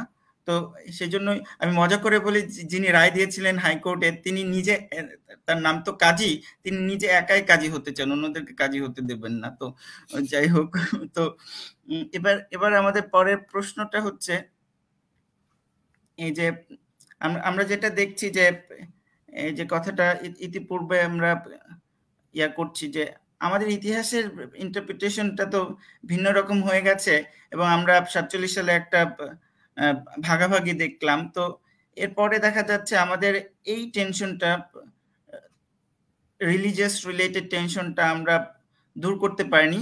71 সালে আমরা ভেবেছিলাম যে আমরা যে 47 সালের যে ভাগাভাগি, সেটা থেকে উত্তরণ ঘটিয়ে এটা সবার রাষ্ট্র হবে। তো এই বৈচিত্র্যের যে ধর্মীয় বৈচিত্র্য এবং নানা ধরনের বৈচিত্র্য আছে, সেই বৈচিত্র্যের মধ্যে যে একটা একতা বিধান করা, সেটা কি আমরা আমাদের সংবিধান কি করতে পারছে, এবং জনগণের মধ্যে সে বিষয়ে সচেতনতার স্তরটা কি, বা কিভাবে জনগণ সেটাকে ভাবে, এই বিষয়টা নিয়ে যদি আলোচনা করতেন। তুমি কি একতা বুঝাতে চাচ্ছ নাকি সমতা বুঝাতে চাচ্ছ? ওই অর্থেই আসলে যে আমরা, আমাদের ভিন্নতা থাকবে কিন্তু ভিন্নতা সত্ত্বেও আমরা সমান, এবং এর ফলে আমরা একটা রাষ্ট্রের মানে রাষ্ট্র তৈরি করব, এবং সেটার মাধ্যমে আমরা আমাদের একটা ইউনিটি তৈরি হবে, যাতে আমরা অন্যদের থেকে নিজেদেরকে, সংবিধান তৈরি হয়, একটা রাষ্ট্র তৈরি হয় তোমার ওদের মূল যেটা হয় যে মদিনা থেকে আমেরিকার সংবিধান, সব জায়গায় যেটা ছিল যে ডিফেন্স, আমেরিকায় ছিল যে ব্রিটিশদের থেকে ডিফেন্স লাভ করা, মানে তাদের যুদ্ধে পরাজিত করে নিজেদের সুরক্ষিত করা। তো এই যে ইউনিটি, এই অর্থে ইউনিটি। হ্যাঁ, আপনি প্রথমত হচ্ছে মানে দেশভাগের যেই টেনশনটা, এই টেনশনটা স্টিল কন্টিনিউ করছে বিভিন্ন ফর্মে, এবং আমাদের সাথে ওই সেকেন্ড লেয়ার যুক্ত হয়েছে 1971-এ। কাজে যখন আমরা দেশভাগ নিয়ে কথা বলি, অনেক সময় দেশভাগটা ভারত আর পাকিস্তানের মধ্যে সীমাবদ্ধ থাকে, এটা একদমই ঠিক না। দেশভাগের একটা বিপুল প্রভাব বঙ্গ অঞ্চলে আছে, এটাকে পাশ কাটিয়ে ইতিহাসকে দেখবার সুযোগ নেই। তবে এখানে যে কথাটা আমি বলবো সেটা হচ্ছে যে আমাদের ডিসকোর্সকে প্রশ্ন করবার যথেষ্ট সুযোগ রয়েছে। অর্থাৎ যেই ডিসকোর্সটা আমরা দেখি, মানে হেজিমনিক ডিসকোর্স, যে before the British came there were communal harmony and then the British divided and ruled, it is not so simple as that. Exactly. So there was always communal tension, কিন্তু যেটা দেখতে হবে যে শাসকরা সেই communal টেনশনকে কিভাবে ব্যবহার করেছে। অর্থাৎ আমরা যেটা বলতে পারি হিস্টোরিক্যাল ডকুমেন্টের ভিত্তিতে, যে মুঘল আমলে কমিউনাল টেনশনটাকে কাজে লাগিয়ে শাসক গোষ্ঠী তাদের স্বার্থ হাসিল করতে চায়নি, বরং তাদের পলিটি বা রাষ্ট্রনীতির বা রাজ্যনীতি, রাষ্ট্র তো তখন ছিল না, রাজ্যনীতির মূল উদ্দেশ্য ছিল কমিউনাল টেনশনটাকে কতটুকু দমিয়ে রেখে একটা শৃঙ্খলাবদ্ধ শান্তিপূর্ণ সমাজ রাখা যায়। পরবর্তীতে ব্রিটিশদের যেহেতু উদ্দেশ্যটা ছিল বেনিয়াগিরি করে মুনাফা অর্জন করা, কাজে তারা কমিউনাল টেনশনটাকে আরো বেশি কাজে লাগাতে চেয়েছে। কাজে কমিউনাল টেনশন ব্রিটিশরা তৈরি করেছে, এই দাবিটা করা একদমই অন্যায্য হবে। পরবর্তীতে যেটা ৭১-এ আমরা দেখলাম, ৭১-এর ন্যারেটিভ কিন্তু এখনো চলছে। ন্যারেটিভ বলতে আমি বোঝাচ্ছি যে ডিসকোর্স গুলো কিন্তু ৭১-এ শুরু হয়ে শেষ হয়ে গেছে তা না, এই ডিসকোর্সটা এখনো ইভলভ করছে, এটা প্রতিনিয়ত পরিবর্তনের ভিতর দিয়ে যাচ্ছে। হিস্টোরিক্যালি এই ডিসকোর্সটা নিয়ে হয়তো আজকে থেকে আরো ২০ বছর ৩০ বছর পরে কথা বলার মতো একটা পজিশনে আমরা আসব, কিন্তু যেইটা নিয়ে কোনো প্রশ্নের অপেক্ষা থাকে না সেটা হচ্ছে যে অবশ্যই ৭১-এ আমরা জাতি ধর্ম এই সব কিছুর ঊর্ধ্বে গিয়ে একটা সাম্যবাদী রাষ্ট্র তৈরি করতে চেয়েছিলাম। এটা যে হয়নি তার কারণ আবার সংবিধানে আমাদের ফিরে আসতে হবে। কারণ আমরা যারা আইনের ইতিহাসগুলো পড়েছে বাংলাদেশে তারা জানে যে ৭২-এর পর থেকেই, ৭২-এ আমাদের সংবিধানটা এলো, তো তারপর থেকেই আমরা দেখছি যে বিভিন্নভাবে সংবিধানের সংশোধন হয়েছে। এত কম সময় এত বেশি সাংবিধানিক সংশোধন পৃথিবীর খুব বেশি সংবিধানের ইতিহাসে আমরা দেখব না, এবং প্রতিটা সংশোধনের জিওপলিটিক্যাল এবং রিলিজিয়াস ইমপ্লিকেশন ছিল। বিশেষ করে এখানে ধরো চতুর্থ সংবিধানের মাধ্যমে যেরকম আমরা গণতান্ত্রিক একটা প্রভাবকে চলে যেতে দেখছি, এবং এখানে অনেক ডিবেট আছে যে গণতন্ত্র মানে কার গণতন্ত্র, যদি এফেক্টিভলি গণতন্ত্র না থাকে সেখানে কাগজে কলমে বহুদলীয় গণতন্ত্র রেখে লাভ কি যদি সেটা প্রয়োগ করা না যায়। আবার পঞ্চম সংশোধনের পরবর্তীতে আমরা কিন্তু দেখছি আস্তে আস্তে কিভাবে কনস্টিটিউশনের ইসলামাইজেশন হয়েছে, কনস্টিটিউশনে কিভাবে বিসমিল্লাহির রহমানির রহিমকে নিয়ে আসা হয়েছে, রাষ্ট্রধর্ম কিভাবে চলে এসেছে, এবং এখন যে ডায়ার্কিটা আমরা দেখছি যে একই সাথে ধর্ম নিরপেক্ষতা এবং রাষ্ট্রধর্ম বিরাজ করছে, এবং এটা নিয়েও কিন্তু আমাদের যারা গবেষক রয়েছেন তাদের দুটো মহলে আমরা ভাগ করতে পারি। একটি মহল মনে করেন যে এই সহাবস্থানে কোনো ঝামেলা নেই, কোনো কনফ্লিক্ট নেই, দুটো পাশাপাশি থাকতে পারে, এবং দ্বিতীয় মহলের গবেষকরা মনে করেন যে এটা অ্যাবসলিউটলি কন্ট্রাডিক্টরি, একটা সেকুলার কনস্টিটিউশনের স্টেট রিলিজিয়ন বলে কোনো কিছু থাকতে পারে না। কথা হচ্ছে যখন আমি সংবিধানকে, এগুলো তো মানে again this are ivory tower talks, right, মানে আমি বিভিন্ন রকমের থিওরি এনে নানাভাবে বোঝানোর চেষ্টা করছি, আমি যেই দলে থাকি, মানে আমি যদি মনে করি সহাবস্থান ইজ ফাইন, আমি তখন নানা রকম থিওরি এনে দেখাবো যে there is no problem, there is no internal tension, আর আমি যদি অন্যদিকে থাকি আমি আরেক ধরনের থিওরি এনে দেখাবো যে obviously this is internally conflicting. প্রশ্ন হচ্ছে এগুলোর বাইরে গিয়ে সাধারণ মানুষ কি বলছে। সাধারণ মানুষকে গিয়ে দেখতে হবে যে এখানে তোমার পরিচয়টা ঠিক কি। একজন মানুষ নিজেকে কি পরিচয়ে পরিচিত করেন তার পরিচয় কিন্তু তার আইনের প্রতি দৃষ্টিভঙ্গিকে প্রভাবিত করবেই। সো যেমন 2018 সালে ব্র্যাক একটা দেশব্যাপী যুব জরিপ করেছিল। এই যুব জরিপে 18 থেকে 40-এর মধ্যে একটা বড় অংশকে জরিপ করা হয়, যার একটা প্রশ্ন ছিল যে আপনি নিজেকে কিভাবে পরিচয় দিতে পছন্দ করেন। সেখানে আমরা দেখেছি যে প্রায় 40% মানুষ বাংলাদেশে নিজেকে ধর্মীয় পরিচয়ে পরিচিত করতে পছন্দ করে। 40 কি আরেকটু বেশি আমি শিওর না, বাট একটা সিগনিফিক্যান্ট অ্যামাউন্ট দেশে যে আমার প্রথম পরিচয় আমার ধর্মীয় পরিচয়, তো whether it's a Muslim or Hindu. অর্থাৎ বাংলাদেশি যে পরিচয়টি, যেটাকে আমরা হয়তো একটা নাগরিক পরিচয় বলবো, সেটা কিন্তু প্রথমে আসছে না। তো যেই দেশের ধর্মীয় পরিচয়টা এত গুরুত্বপূর্ণ মানুষের কাছে, এবং এটাকে কিন্তু খারাপ ভাবে দেখার সুযোগ নেই। আমাদের বুঝতে হবে যে ঐতিহাসিকভাবে দক্ষিণ এশিয়াতে ধর্ম খুব জরুরি ছিল। এটা ব্রিটিশদের এসে জরুরি করার দরকার হয়নি, ধর্ম আগে থেকেই জরুরি ছিল। আমাদের legal system was religion based, whether it was the dharma based Hindu period legal system or sharia based Islamic Mughal Sultanate legal system। কাজে এই ধর্মকে কিন্তু ইউরোপে যে রিলিজিয়ন বলতে যেটা বোঝায় এবং ওদের ইতিহাসের যে মানে অভিজ্ঞতা আর আমাদের ভিন্ন তা আছে, সুতরাং বোধহয় এক্ষেত্রে আমরা বোধহয় আমাদের ইতিহাসটা ধর্ম যেটা বললেন, ধর্ম মানে নীতি যা ধারণ করি, আবার দিন ইসলামের যেটা মূল কনসেপ্ট দিন মানে ন্যায় বিচারের কনসেপ্ট, সেটা তো আমাদেরও দেখা যাচ্ছে মুক্তিযুদ্ধেরও আমরা ন্যায় বিচারই করতে চেয়েছি। তো এই অর্থে আমরা যেভাবে ধর্মটাকে দেখি, ইউরোপ সম্ভবত সেভাবে দেখেন, এবং ইসলামে বা অন্য মানে হিন্দু ধর্মে ওই অর্থে যে ইন্টারপ্রিটেশনের যে একচ্ছত্র অধিকার, ইসলামের ক্ষেত্রে আমি বলতে পারবো হিন্দু ধর্ম সম্পর্কে আমার আইডিয়া কম, যে কাউকে দেওয়া হয়নি, চার্চ বলে মানে কিছু ইসলামে নেই। তো তো এই পার্থক্যটা এই পার্থক্যটা আসলে জরুরি না জহির, কেন জানো? সেটা হচ্ছে যে যদিও ধর্মের ধারণাটা ব্রিটিশরা আসার আগে অন্যরকম ছিল, মানে ধর্মটা জরুরি, কিন্তু ধর্ম বলতে কি বোঝায় এই ধারণাটা চেঞ্জ হয়ে গেছে। সো আজকের দিনে যখন আমি ধর্ম শব্দটা ব্যবহার করছি, মানে আফটার ব্রিটিশ কেম 1857-এ সিপাহী বিদ্রোহের পর থেকে ধর্মের ধারণাটা পাল্টে গিয়ে আজকে পাশ্চাত্যের ধর্ম আর আমাদের এই দক্ষিণ এশিয়ার ধর্মের মধ্যে কোনো পার্থক্য নেই, both are establishments, because religion as a category it is a colonial byproduct. এর আগে ধর্ম নিয়ে আমরা যেভাবে আজকে যেমন কথা বলছি যে আচ্ছা আইন হচ্ছে এই সেক্টর, ধর্ম হচ্ছে এই সেক্টর, এই দুটো আলাদা ছিলই না। এই আলাদাটা হয়েছে ব্রিটিশদের নানা রকমের এক্সিকিউটিভ কাজ কারবারের ফলে। তুমি শুরুতে প্রেসের কথা বলেছিলে জহির, আমরা ধরো আজকাল যে ধর্ম নিয়ে আলাপগুলো করছি, এই আলাপগুলো প্রেসের মাধ্যমে দেখছি, তুমি সামাজিক যোগাযোগ মাধ্যম বলো, অপেড বলো, এই স্টাইলটা শুরু হয়েছে কিভাবে? স্টাইলটা শুরু হয়েছে ব্রিটিশদের হাত ধরে। কারণ যখন যে সারদা বিল নিয়ে কথা বলা শুরু হলো, যেটাকে পরবর্তীতে আমরা যে চাইল্ড ম্যারেজ রেস্টুরেন্ট অ্যাক্ট দেখলাম 1929-এর, এর আগে তুমি পেনাল কোডের কথা বলছিলে, যে পেনাল কোড আমাদের কিছু ইকুয়ালিটি তারপরে বিভিন্ন নিয়মের কথা বলছে। ওখানে তো আমরা জানি যে রেপের যে সংজ্ঞা, সেই সংজ্ঞায় কি বলা আছে যে 12 বছরের উপরে হলে there is nothing called marital rape, right?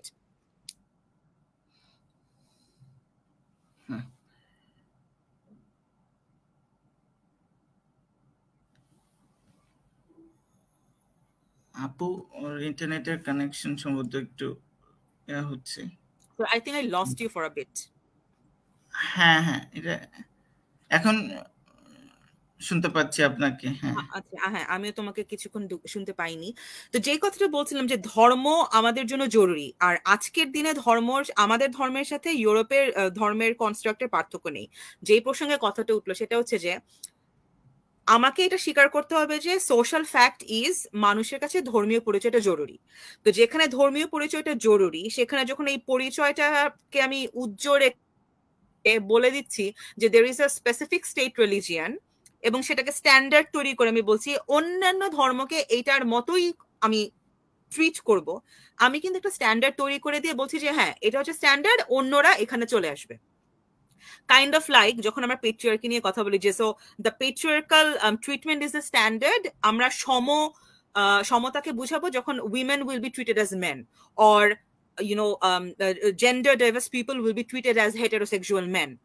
তার মানে কি আমি স্ট্যান্ডার্ড তো একটা নির্দিষ্ট জনগোষ্ঠীকে মাথায় রেখে তৈরি করলাম। এইরকম জিনিসগুলো যখন আমাদের চোখের সামনে থাকছে, যারা থিওরির ধারবে না, সেই সাধারণ মানুষ কিভাবে এটাকে ইন্টারপ্রেট করবে সেটা মাথায় রাখা খুব জরুরি। সেটা তো ইন্টারপ্রেটেড হচ্ছে না, সেভাবে তো মানুষের চোখে ধরা পড়ছে না। কাজে সমতা কোত্থেকে আসবে? এবং আরেকটা জিনিস দিয়ে শেষ করি, এখানে সমতার আরেকটা বিষয় আছে। আমাদের দেশে পরিচয় বা আইডেন্টিটি রাইটস এর বড় একটা অংশ ডিনাইড হয়ে আছে, যেখানে সংবিধান সরাসরি একটা স্পেসিফিক প্রভিশন দিয়ে কি বলছে, we have small ethnic minorities, that's a hugely debatable issue. So এগুলো যখন চলছে, জনচেতনায় সংবিধান তো আশ্রয়ের জায়গা না হয়ে সংবিধান is becoming a position of conflict for a lot of people. কাজে জনগণকে, আর এখানে একার্থে জনগণ তো থাকছে না, ওই যে diversity is not being equal, diversity is dividing the people. ঠিক বলেছেন। আমি পেনাল কোড নিয়ে বলতে যেয়ে কখনোই বলিনি পেনাল কোডের সমতা আছে, আমি বলেছিলাম ওখানে সাংবিধানিক কিছু ইমপ্লিকেশন আছে। হ্যাঁ, তো ওখানে বরং অনেক কিছুই আমাদের আধুনিক রাষ্ট্রে, এই জন্য আমি যেটাকে আরো গুরুত্ব দিয়েছিলাম যে ওই সময় সংবিধান ছিল না। কি অর্থে? যে আমাদের বর্তমান সংবিধান বলতে আমরা দুটো রাইটসকে বিশেষত গুরুত্ব দেবো, একটা ইকুয়ালিটি অ্যান্ড লিবার্টি, এটার নানা শাখা প্রশাখা আছে, এই দুটার ভীষণ অভাব বরং ওখানে ছিল। তবে সেজন্যই রিভার্সলি বলতে পারি যে এটা নেগেটিভ অর্থে একটা কনস্টিটিউশন তৈরি করেছে, যেটা এখানে ইকুয়ালিটি এবং লিবার্টি নেই। তো সেই অর্থে তো এখন আপনি যেটা বলছিলেন যে প্রেসের একটা কথা বলছিলেন, যে প্রেসের মাধ্যমে এই ডিসকোর্সটা শুরু হয়। মজার ব্যাপার সম্ভবত এই যে কোডিফাইড রিলিজন এবং সেই অনুযায়ী কোড ফলো করা সম্ভবত এটা প্রেসের আবির্ভাবের একটা বাই প্রোডাক্টও বলা যেতে পারে, কারণ আগে তো না, রিলিজিয়নটা যখন কোডিফাইড হলো সেটা প্রেস থেকে হয়নি, সেটা হয়েছে যে the British really distrusted the local Indians to work as জাজেস। এখন তারা কেউ সংস্কৃত পড়তে পারতো না, আর যারা আরবি পড়তে পারতো তারা আবার ফার্সি পড়তে পারতো না, কিন্তু মুঘল ভারতে তো আরবি না ফার্সি ছিল তোমার অফিসিয়াল ল্যাঙ্গুয়েজ। সো তখন কিভাবে সাদা সাহেবরা বসে জজিয়তি করবে সেটা চিন্তা করে তারা ভাবলো যে আমাকে এই ধর্মীয় নিয়ম কানুন গুলো একটা বোঝার মতো ভাষায় আনতে হবে, এবং এটা করতে গিয়ে তারা যেটা করলো আজকে আমরা যে ফ্যামিলি ল গুলো পড়ছি, সো মুসলিম ল যেটা পড়ছি, তারপরে হিন্দু ল যেটা পড়ছি, this was never the original Hindu law and Muslim law. কাজে ওই চেঞ্জটাও এই সাহেবদের দিয়ে যাওয়া। সো আমরা যে ফ্যামিলি ল আজকে আমরা ফলো করছি বা ধর্মের যে ধারণাটা আমাদের মাথায় আছে পুরাটাই কলোনিয়াল। সো আমি মানে কলোনিয়াল ধর্ম বজায় রেখে কিভাবে পোস্ট কলোনিয়াল দেশ হব, তো সম্ভবই না। এক্স্যাক্টলি, ধন্যবাদ। এরপরের প্রশ্ন যে ওটারই ধারাবাহিকতা আমরা যেটা আমার পরের প্রশ্ন হবে যে এই পূর্ববঙ্গের জনগণ তো পাকিস্তান আন্দোলনে অংশগ্রহণ করেছিল এবং আমরা বঙ্গবন্ধুর অসমর্থ আত্মজীবনী পড়লেও দেখতে পাই। তো এই আন্দোলনকে মানে শ্রেণী সংগ্রামী কেউ কেউ হয়তো বলবে, কিন্তু পার্থ চট্টোপাধ্যায় বলেছে এই শ্রেণী সংগ্রামটাকেই এটাকে কমিউনালাইজ করা হয়েছে, এবং তিনি সাথে সাথে একই কথাও বলেছেন যে কৃষক চৈতন্য হচ্ছে ধর্মীয় চৈতন্য। একটা ব্যাপার হচ্ছে পাশে আমি আর একটা জিনিস অ্যাড করব, সেটা হচ্ছে এই যে বেগম রোকেয়া একটা রচনা অনুবাদ করেছিলেন, এটা আসলে একটা বক্তৃতা ছিল মিসেস অ্যানি বেসান্তের। উনি থিওসফি চর্চা করতেন। উনি একটা গুরুত্বপূর্ণ কথা বলেছেন যে প্রত্যেক দেশের জাতীয় উন্নতি, আধ্যাত্মিক উন্নতি এবং নৈতিক উন্নতির যাবতীয় কারণসমূহের মধ্যে প্রধান কারণ হইতেছে ধর্ম। ধর্ম ব্যতিরেকে মানুষ আধ্যাত্মিক ও নৈতিক উন্নতি কিংবা সভ্যতা লাভ করিতে পারে না। সে দেশের সমুদায় অধিবাসী একই ধর্মাবলম্বী, যে দেশে সকলে একইভাবে একই ঈশ্বরের পূজা করে, তাহাকে সকলে একই নামে ডাকে এবং প্রত্যেক ব্যক্তির মনোভাব একই সূত্রে গ্রথিত থাকে। সে দেশ অত্যন্ত সৌভাগ্যশালী, সন্দেহ নাই। কিন্তু আমার মতে যে দেশে এক ঈশ্বরকে লোকে ভিন্ন নামে ডাকে, একই ঈশ্বরের উপাসনা বিবিধ প্রণালীতে হয়, একই সর্বশক্তিমান ঈশ্বরের নিকট লোকে বিভিন্ন ভাষায় প্রার্থনা করে, তথাপি সকলেই ইহাই মনে করে যে আমরা সকলে একই গন্তব্যস্থানে ভিন্ন ভিন্ন পথে চলিয়াছি, এবং এইরূপ পার্থক্যের মধ্যে একতা থাকে। যদি কোনো দেশের ওই অবস্থা হইতো, কিন্তু অদ্যাপি এমন কোনো ভাগ্যবতী দেশের বিষয়ে জানা নাই এটা, এবং আমার মতে সে দেশ নিশ্চয় ধর্মের প্রধান হইতো। এখন এই যে ব্যাপার, পাকিস্তান আন্দোলনটা এই পূর্ববঙ্গের কৃষকদের একটা আন্দোলন যেটা ভিন্ন খাতে চলে গেছে, কেউ কেউ এভাবে ইন্টারপ্রেট করে। তো সেটা সেই জায়গা থেকে আমরা কি পিছিয়েছি নাকি এগিয়েছি বাংলাদেশ রাষ্ট্র হওয়ার মাধ্যমে? এবং সেক্ষেত্রে আমরা আগের আলোচনার প্রেক্ষাপটে এই প্রশ্নটা আমার সম্পূরক প্রশ্ন। এবং আপনি বলছিলেন আর একটা প্রশ্ন, ওটাকে অ্যাড করতে চাই। আমাদের তো অমর্ত্য সেন তার আইডেন্টিটি অ্যান্ড পলিটিক্সে বলেছে আমাদের নানা ধরনের আইডেন্টিটি থাকে, কিন্তু ওটাকে যদি আমি কোনটা আগে কোনটা পরে করতে যাই, সিরিয়ালাইজ করতে যাই, সেটা মানে একটা সমস্যা তৈরি করে। হয়তো বাঙালি এবং একজন বাঙালি মুসলমানের কাছে হয়তো বাঙালিত্ব এবং মুসলমানিত্ব সম অবস্থানেই বিরাজ করে, কিন্তু যদি বলা হয় কোনটা প্রথম, তাহলে তার জন্য একটা ক্রাইসিস তৈরি করবে। এবং এই ধরনের জরিপ করাটাও কতখানি মানে সবসময় রিয়েল পিকচারটা দেয় সেটা বলা মুশকিল। তো হ্যাঁ, দ্বিতীয়টা যদি আগে শুরু করি, প্রথমত এটা কি রাষ্ট্রের দায়িত্বের মধ্যে পড়ে নাকি যে কে কিভাবে নিজেকে পরিচয় দিচ্ছে সেটাকে আমি ক্যাটেগরাইজেশন করব?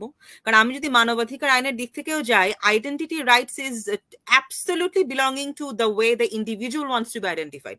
সো আমি যদি বলি আমি বাঙালি, মুসলমান, নারী, এই তিনটা যদি আমার পরিচয় হয়, এখন আমি যদি কথার কথা আমি বললাম যে না আমার প্রথম পরিচয় মুসলমান, তারপর নারী, সবার শেষে গিয়ে আমি বাঙালি, যদি এটাও কেউ বলে, does it give the state a right to judge that citizen? It does not.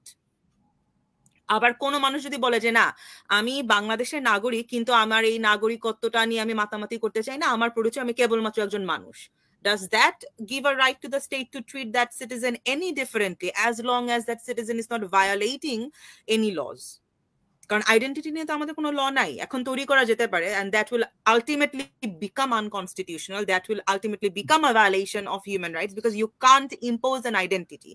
কেউ যদি মানবাধিকার আইন বিশ্বাস করে, যতই সেটা মানে পাশ্চাত্য থেকে তৈরি হোক না কেন, কেউ যদি মানবাধিকার আইন বিশ্বাস করে, এই জিনিসগুলোকে নিয়ে তো বিতর্ক করা যাবে না, এগুলো একদম ক্যানোনিক্যাল পর্যায়ে আছে। এটা হচ্ছে প্রথম কথা। দ্বিতীয়ত, তোমার ওই কথাটার সাথে আমি একদমই একমত যে জরিপের মাধ্যমে কতটুকু বোঝা যেতে পারে এবং এই জরিপের কোনো আদৌ প্রয়োজনীয়তা আছে কিনা। জরিপ দিয়ে আমরা একটা সংক্ষিপ্ত উত্তর পাই, এখান থেকে মানুষের র্যাশনালিটি বোঝা যায় না যে কেন উনি এই কথাটা বলছেন। সো অমর্ত্য সেন যে এই কথাটা বলেছেন আইডেন্টিটি অ্যান্ড ভায়োলেন্স, যে there are multiple identities and I think all of them can exist simultaneously. There is not a necessity to pick and choose or categorise. It might depend on context. So আমি যখন আমার পারিবারিক আবহে বসে আমার ভাইয়ের সাথে আলাপ করছি, সেখানে হয়তো আমার বোন পরিচয়টা আগে চলে আসবে। আর আমি যখন ক্লাসরুমে অবস্থান করব, সেখানে হয়তো আমার নাগরিক পরিচয়টা আগে চলে আসবে। আবার আমি যখন ধর্ম পালন করব, সেখানে হয়তো আমার ধর্মীয় পরিচয়টা আগে চলে আসবে। সো আমাকে তো মাথায় রাখতে হবে যে সমাজ হোমোজিনাস না, মানুষের জীবনটাও হোমোজিনাস না। এই জন্য অমর্ত্য সেনের কথাটা এখানে জরুরি। কিন্তু আচ্ছা, তুমি কৃষকের ইয়েটা বলছিলে যে কৃষক চৈতন্য থেকে এটা আমাদের মুক্তিযুদ্ধের যে বয়ানটা এবং বাংলাদেশের যে শ্রেণী সংগ্রাম ইতিহাস, to be very honest, I'm not an expert on this, so I don't think I have a concrete answer to give on this point. কারণ পড়াশোনার কিছুটা এখানে ঘাটতি আছে, পড়াশোনা না করে কথা বলাটা ঠিক হবে না। ওকে, তো এই পরের প্রশ্নটা হবে যে আমরা অলরেডি অবশ্য আপনি আলোচনায় কিছুটা এনেছিলেন যে আমরা আমাদের সংবিধানে পরবর্তীতে 1988 সালে রাষ্ট্রধর্মকে মানে অনুপ্রবেশ করতে দেখলাম এবং একটা সময় পাকিস্তান পিওর ইসলামিক রিপাবলিক ছিল। তো এই ধারণাগুলো যখন মানে সংবিধানে আনা হয়, এটা জনগণের দাবির প্রেক্ষাপটে হয় নাকি এটা রাষ্ট্র বা শাসক গোষ্ঠী তার লেজিটিমেসির স্বার্থে এই ধরনের মানে এক ধরনের মানে চয়েস জনগণের সামনে হাজির করে এবং জনগণ হয়তো মনে করে যে হ্যাঁ এটাই রাইট। এবং কেউ কাউকে এটাও বলতে শুনি, আমি যখন বলি যে আমাদের রাষ্ট্রধর্ম উঠিয়ে দেওয়া প্রয়োজন এবং আমি বিশ্বাস করি যদি জনগণকে ঠিক মতো প্রশ্নটা করা হয় গণভোটে, তাহলে তারা এটাকে রিজেক্ট করবে। কিন্তু এখন ঠিক মতো প্রশ্নটা তার সামনে হাজির করা, তাকে যদি বলা হয় তার ধর্ম বড় নাকি তার মানে জীবন বড়, সে বলবে হয়তো ধর্মটাই বড়। কিন্তু আমি যদি বলি যে ধর্ম এবং জীবনের মধ্যে কোনো পার্থক্য নেই, জীবনেরই আরেক নাম ধর্ম বা ধর্মের আরেক নাম জীবন, তো সেক্ষেত্রে হয়তো সে ভিন্নভাবে চিন্তা করবে। তো এই কারণটা কি? মানে পাকিস্তান আমলে তো জিন্নাহ তো বলা হয় যে সেকুলার ছিলেন এবং বাংলাদেশে যে রমেশ শীল যার গান ইদানিং খুবই জনপ্রিয় হচ্ছে, তিনিও তো জিন্নাহর নামে গান রচনা করেছিলেন, হ্যাঁ, যে জিন্নাহ একটা সেকুলার পাকিস্তান প্রতিষ্ঠা করছে। কিন্তু পরে তার আশাও মানে হত হয়েছে, তিনিও আশাহত হয়েছেন এবং যোগেন মন্ডল যিনি পাকিস্তানের প্রথম আইনমন্ত্রী ছিলেন, তিনিও আশাহত হয়ে তাকে ভারতে চলে যেতে হয়েছে। এমনকি ভারতের যিনি আইন প্রণেতা, সংবিধান প্রণেতা মানে চেয়ারম্যান, তাকেও বৌদ্ধ ধর্ম গ্রহণ করতে হয়েছিল। তো এই যে আমাদের মানে ক্রাইসিস, তো এই বিষয়ে আপনার মূল্যায়নটা কি? ধর্মটাকে ব্যবহার করা হচ্ছে নাকি ইতিবাচক ভাবে নাকি নেতিবাচক ভাবে? আচ্ছা, প্রথম উত্তর হচ্ছে এই প্রশ্নের কোনো এক ধারা উত্তর হবে না। It will always depend on যে বক্তা কোন আইডিওলজি থেকে কথা বলছেন। সো আমার পজিশনালিটি, আজকে আমি যে কথাটি বলবো সেটা আমার কথা হবে, আবার এখানে তুমি আরেকজনকে নিয়ে আসলে উনি অন্যভাবে ব্যাখ্যা দিতে পারেন। আমার যে পড়াশোনা এবং এখান থেকে আমি যেভাবে দেখেছি, বিশেষ করে আলী রিয়াজের যে এম্পায়ারিক্যাল গবেষণাগুলো রয়েছে, সেখান থেকে আমরা দেখতে পারি যে ইট স্টার্টেড অ্যাজ পলিটিক্যাল এক্সপেডিয়েন্সি। পাকিস্তানের কথা বলে জিন্নাহর কথা, but Jinnah even didn't get the chance to see how Pakistan turned out to be, right? He died very soon. আমাদের পাকিস্তানে যখন লিগাল ফ্রেমওয়ার্কটা চলে আসলো, যেটাকে সংবিধান হবার আগে, which served as the constitution, that was absolutely dependent on Islamic theology, এবং সেখানে তো সরাসরি এটাও বলা আছে যে no non-Muslim could be the president of Pakistan, right? So যেটা এখানে বুঝতে হবে আমাদের, যে আমরা যখন ধর্ম নিয়ে কথা বলেছি, ইট always became an agenda of the majoritarian faction. So সংখ্যাটা এখানে ধর্মের সাথে হাত ধরাধরি করে চলছিল। তো আমি যেভাবে দেখি সেটা হচ্ছে যে it started as political expediency which gave legitimacy to the governments. কারণ শোনো, বাকি সব কিছু যদি ছেড়েও দিই, আমাদের যে মার্শাল লয়ের সময়টুকু ছিল সেই সময়টাকে কোনোভাবেই আমরা সাংবিধানিক বলতে পারি না। কাজে অসাংবিধানিক একটা পরিস্থিতিতে যেই নিয়মগুলো হয়েছে সবকটাই অসাংবিধানিক ছিল। হ্যাভিং সেড সো, যেটা আমরা এর আগে এই আলোচনায় এনেছি যে ধর্ম মানুষের জীবনে খুবই জরুরি ছিল। এবং তুমি যে কথাটা বললে যে মানুষের কাছে কিভাবে জিনিসটাকে উপস্থাপন করা হচ্ছে, কাজে সাধারণ মানুষের কাছে যখন সাধারণভাবে বলা হচ্ছে যে দেশ থেকে ধর্ম তুলে দিল, এই সংবিধান থেকে ধর্ম বের করে দিল, it's a very simple narration. তো মানুষ তো অত জটিল চিন্তা করবে না, সময় কোথায়, এবং তার দরকারটাই বা কি এত জটিল ভাবে চিন্তা করার? সে আছে চাল ডাল চিনি কেনার চিন্তায়, তাই না? সো পরবর্তীতে এই এক্সপেডিয়েন্সিটাকে আমরা দেখলাম যে ইলেকশন পলিটিক্স এবং পাবলিক লেজিটিমাইজেশনের একটা টুল হিসেবে ব্যবহার করতে। পলিটিক্সের সাথে ইমোশনটা সবসময় চলাফেরা করে। এর পাশাপাশি আমাদেরকে দেখতে হবে যে আমাদের সমাজে ধর্মটাকে কিভাবে আস্তে আস্তে নিয়ে আসা হচ্ছিল। যেমন আমি যখন ছোট ছিলাম তখন বিটিভি যখন শুরু হতো, কোরআন, গীতা, বাইবেল, ত্রিপিটক পরপর পাঠ করা হতো। এবং শুধু বিটিভিতে না, যখন কোনো অনুষ্ঠান হতো সেখানেও 4টাই পাঠ করা হতো। এখন কিন্তু কোনো অনুষ্ঠান হলে, মানে ইন পার্সন অনুষ্ঠান হলে, কোরআন পাঠের পরে অন্যগুলোর জন্য সময় রাখা হচ্ছে না। এই চেঞ্জগুলো খুব সাটল ওয়েতে কিন্তু আসলে হয়েছে, একটা লম্বা সময় ধরে হয়েছে, সাটল ওয়েতে হয়েছে।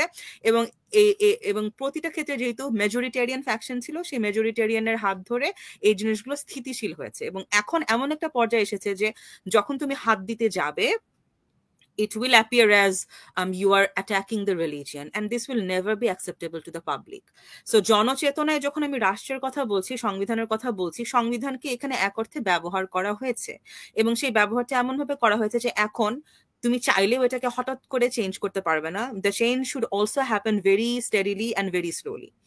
সেটা হবে কিনা সেটা অনেক কিছুর উপরে নির্ভর করছে। কিন্তু তুমি যেটা বল যে মানুষকে চয়েস দিলে মানুষ কি বলবে, I can't talk for the entire 20 কোটি জনগণ, কিন্তু আমি আমার এই মুহূর্তে মাঠ পর্যায়ের গবেষণা থেকে যেভাবে দেখছি, ডিসকোর্সের পার্সপেক্টিভ থেকে আমাদের দেশে আইন এবং ধর্মের দুটো ডিসকোর্স দাঁড়িয়ে গেছে। এবং এই ডিসকোর্সে মানুষ জীবনকে ধর্ম থেকে আলাদা করে না। একটা উল্লেখযোগ্য সংখ্যক মানুষ মনে করেন না, ধর্ম থেকে জীবন বড় না, কারণ ওনারা জীবনের দুটো অর্থ করবেন। যদি মুসলিম হন, তিনি পারলৌকিক জীবনের কথা চিন্তা করবে এবং বলবেন যে এই আইন তো খালি আমার এই ইহকালের জীবনের জন্য দরকার, এখানে যদি আমি বিচার নাও পাই আমি তো পরকালে বিচার পাবো, কাজে ধর্মটা আমার জন্য বেশি জরুরি। আর যিনি অমুসলিম ব্যক্তি, তার নিজস্ব ধর্মের ব্যাখ্যা অনুযায়ী তিনি চিন্তা করবেন যে কর্মফল থাকতে পারে, মোক্ষ লাভ থাকতে পারে, নির্বাণ লাভ থাকতে পারে। কাজে প্রতিটি ধর্মের মধ্যে যে পারলৌকিক একটি মুক্তির বিষয় রয়েছে, ভালো থাকার বিষয় রয়েছে, আমাদের উইক রুল অফ ল এর কারণে, আমাদের ইনস্টিটিউশনাল উইকনেসের কারণে, এবং এই ইনস্টিটিউশনাল উইকনেসে সবসময় রুল অফ ল এর কারণে দুর্বল তা না, we have to acknowledge we have resource constraints. যেই পরিমাণের জনগণের চাপ, সেই পরিমাণের সম্পদ তো বাংলাদেশের নেই। কাজেই আমি সীমিত সম্পদ দিয়ে এত বিশাল একটা জনগণকে যখন সার্ভ করছি, সেখানে অবশ্যই আমার একটা চাপ তৈরি হবে। এরকম একটা অবস্থায় মানুষ যখন দেখছে যে বিচার পাচ্ছে না, কিছু কিছু ক্ষেত্রে বিচারহীনতার সংস্কৃতি তৈরি হচ্ছে, বিচার প্রক্রিয়াটা খুব জটিল, খুব ব্যয়বহুল, এরকম ক্ষেত্রে অনেক সময় মানুষ বিচার ছেড়ে দিতে বাধ্য হচ্ছে। তখন সে কিন্তু ধর্মের দিকে তাকাচ্ছে। এবং আরেকটা বলি, তুমি যখন জনচেতনার কথা তুলেছিলে, আপাতভাবে আমাদের দেশে যখন আইন শব্দটা বলা হয় না, মানুষজন মানে রাষ্ট্রীয় আইন ভাবতে গেলে না আগে অপরাধের কথা মনে করে, যে যতক্ষণ পর্যন্ত ক্রাইম হচ্ছে না, অর্থাৎ something very significant, something very serious hasn't happened, people don't think about the law. So আমি ওই ইয়ে করলাম, বাইকটা, আমি বাইকারের সাথে উঠে আমি ফুটপাতে বাইকটা তুলে দিলাম, I really don't think it's illegal. I think আমি নিয়মটা মানি নাই, বাট এটাকে আমি সিরিয়াস দেখবো না। বাট আমি একজন বাইকারের মাথা ফাটায় আমি রক্ত বের করে দিলাম, তখন আইনকে নিয়ে আমি চিন্তা করব। এভাবেই জনচেতনায় আইনের জিনিসগুলো চলে আসছে, এবং সেটার হাত ধরে সংবিধান নিয়ে মানুষ কথা বলে খালি অধিকারের ক্ষেত্রে, অন্য জিনিসগুলো নিয়ে তো অতটা কথা বলার প্রয়োজন তাদের জীবনে হচ্ছে না। আচ্ছা, আপনি বলছিলেন যে আইনের সাথে মানুষের সম্পর্ক হয় কেবলমাত্র অপরাধের মাধ্যমে, বা অপরাধ করলে পরে সে ভাবছে যে অধিকাংশ ক্ষেত্রে, অধিকাংশ, হ্যাঁ নট অধিকাংশ, কেবলমাত্র, হ্যাঁ অধিকাংশ ক্ষেত্রে। অধিকাংশের ক্ষেত্রে। তো মানে আমাদের সংবিধান তো, যে সাংবিধানিক অধিকারগুলো দেয়া আছে সেগুলোর সাথে মানুষের পরিচয় হয় কিভাবে? বা মানুষ এই যে আহ, আহ, এই যে মানুষের সমতার বিধান আমাদের সংবিধানে আছে, এমনকি নারী পুরুষের সমতার কথাও সেখানে আছে, কিন্তু সেটাকে কিভাবে জনগণ মানে পারসিভ করছে, বা তাদের চেতনায় সেটা ধরা পড়ছে, বা তারা কিভাবে মানুষ ভাবছে সেগুলো নিয়ে? হ্যাঁ, মানুষে এই কিছু কিছু জিনিস মানুষজন আমাদের পত্রপত্রিকা থেকে বা পাবলিক ডিসকোর্স থেকে শুনছেন, স্পেসিফিক্যালি এটাকে যে কনস্টিটিউশনাল রাইট হিসেবে চিন্তা করছেন তা না। মানবাধিকার শব্দটা ইদানিং যথেষ্ট শোনা যায়, কাজে মানবাধিকার শব্দটা অনেকে শুনছেন। মজার কথা হলো মানবাধিকার যে সাংবিধানিক অধিকারের সাথে একীভূত, এটা অনেকেই ধরতে পারেন না। দ্বিতীয়ত, আমি নারী পুরুষের বিষয়টা নিয়ে আরেকটু বেশি বলতে পারবো, কারণ কাজ করা হচ্ছে রিসেন্টলি। নারী পুরুষের সমতার বিষয়টা একটা বড় অংশ বাংলাদেশে মানেন না। যেমন আজকে থেকে 10 বছর আগে তুমি যখন পাবলিক বাসে উঠতে, ওই যে নারী সিটের যে ধারণাটা, এটাকে মানুষ খারাপ চোখে দেখতো না। আস্তে আস্তে জিনিসটা একদম চেঞ্জ হয়ে যাচ্ছে। এখন নারী সিটের যে ধারণাটা, এটাকে তো আসলে যারা কনস্টিটিউশনাল ল পড়েছে আমরা কি বলি, অ্যাফার্মেটিভ অ্যাকশন, রাইট? সো পুরো বাসটা নারীর, আর সামনের 9টা সিট শুধুমাত্র নারীর। আর এখন ইন্টারপ্রিটেশনটা দাঁড়িয়েছে কি, ওই 9টা সিটই নারীর, বাকি সিট পুরুষের। সো 9 জন নারী 9টা সিট ফিল আপ হয়ে গেলে তোমাকে বাসে নেবে না তুমি যদি নারী হও বাংলাদেশে। সো এই যে তুমি নারী পুরুষের অধিকারের কথা বলছো না, এটা তো ওইভাবে জনচেতনায় আসছে না, এবং এটার একটা বড় কারণ আমাদের লিগ্যাল প্লুরালিজম। আমাদের মানে if you look at article 27, 28 and 29, Zahir, gender equality বাংলাদেশের আইনে নিশ্চিত করা হয় নাই, খালি ইনস্টিটিউশনাল লেভেলে করা হয়েছে, ফ্যামিলি লাইফে তো নাই, বিকজ অফ লিগাল প্লুরালিজম। এক একটা পারিবারিক আইন এক একটি ধর্মীয় আইনের প্রথায় চলছে, রাইট? সো মানুষ তো পরিবার নিয়ে আগে চিন্তা করে। যেমন মুসলিম ফ্যামিলির ডিসকোর্সে বাংলাদেশে সবার মাথার মধ্যে ঢুকে গেছে ছেলে মেয়ের সম্পত্তির বন্টন হচ্ছে 2:1।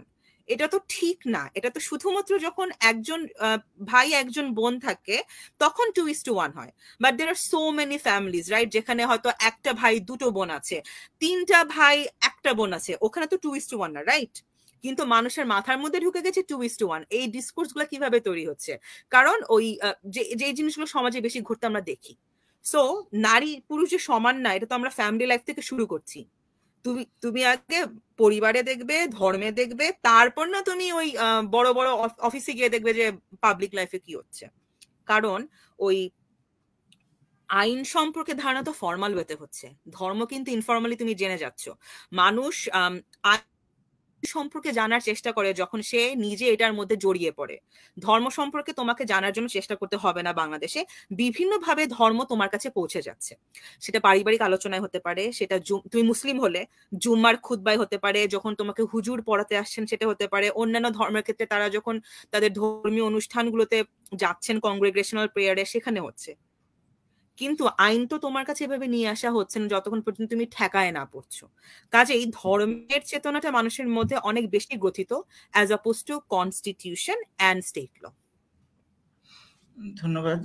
যেটা আমি বলছিলাম যে এই আম্বেদকরের নেতৃত্বে ভারতে হিন্দু কোড বিল হয় এবং এখানে কয়েকটা আইন হয়, এবং সেটা একটা রেজিস্ট্যান্সের মুখোমুখি পড়েছিলেন, এবং নেহেরু বা তাদের মতো প্রোগ্রেসিভ লিডারদের কারণে কিছুটা ওখানে উন্নতি ঘটেছে, যেটা বাংলাদেশে অনেক মানে হিন্দু সম্প্রদায়ের মধ্যেও ঘটেনি, মুসলমানদের মধ্যেও ঘটেনি। আমি একটা ব্যাপার খুবই মানে ভাবি, যেখানে আল্লাহর কাছে, খোদার কাছে যেখানে একজন নারী পুরুষ যখন ইবাদত করে, তার কাছে তো সবার ইবাদতই সমান বলে গ্রাহ্য হয়, কিন্তু কেবল সম্পত্তিতে, যে সম্পত্তি আসলে হয়তো পুরুষরা আগে থেকে দখল করে আছে, সেই সম্পত্তির ক্ষেত্রে কেবলমাত্র সম্ভবত এই বিভাজনটা তৈরি হচ্ছে। এই ব্যাপারটাকে আপনি কিভাবে দেখেন? এই যে একজন আল্লাহর কাছে স্পিরিচুয়ালি তো সমান, কিন্তু দেখা যাচ্ছে প্রপার্টির ক্ষেত্রে পার্থক্যটা। আচ্ছা, যেহেতু ইসলামিক ল নিয়ে কথা বলছি, we have to follow Islamic jurisprudence here. আমাদের দেশে আইন শিক্ষার একটা সমস্যা হচ্ছে, আমরা জুরিসপ্রুডেন্স শিখাই কমন লয়ের, এই কমন ল জুরিসপ্রুডেন্স শিখে ফ্যামিলি কোর্টে গিয়ে আমরা ইসলামিক ল ইন্টারপ্রেট করতে শুরু করি, which is very wrong, কারণ Islamic জুরিসপ্রুডেন্সে there are different rules of interpretation যেটা আমাদের শেখানো হয় না। এখন ওখান থেকে যদি শুরু করি, প্রথমত ইসলামিক থিওলজি অনুযায়ী প্রতিটি মানুষের দরজা বা মর্যাদা আল্লাহর কাছে সমান। It does not mean spiritually সবাই আল্লাহর কাছে সমান হতে পারছেন, এটা হচ্ছে প্রথম কথা। এবং এখানে আমরা জাজ করতে পারি না, because the god Almighty can only know the level of someone spirituality. Secondly, যখন আমরা দেখছি যে সম্পত্তির ক্ষেত্রে নারী পুরুষের মধ্যে বৈষম্য হচ্ছে, এটাও এতটা সরল নয়, কারণ সম্পত্তি বিভিন্ন সোর্স থেকে তাদের কাছে আসছে। কাজেই খুব মোটা দাগে যদি বলা হয় যে নারীরা সবসময় পুরুষের চাইতে কম পাবেন, সেটা বলার চাইতে বেটার হচ্ছে এটা বলা যে নারী এবং পুরুষ উভয় বিভিন্নভাবে সম্পত্তি পাবেন, এবং সকল ক্ষেত্রে যে 50-50 হবে, ইটস নট নেসেসারি।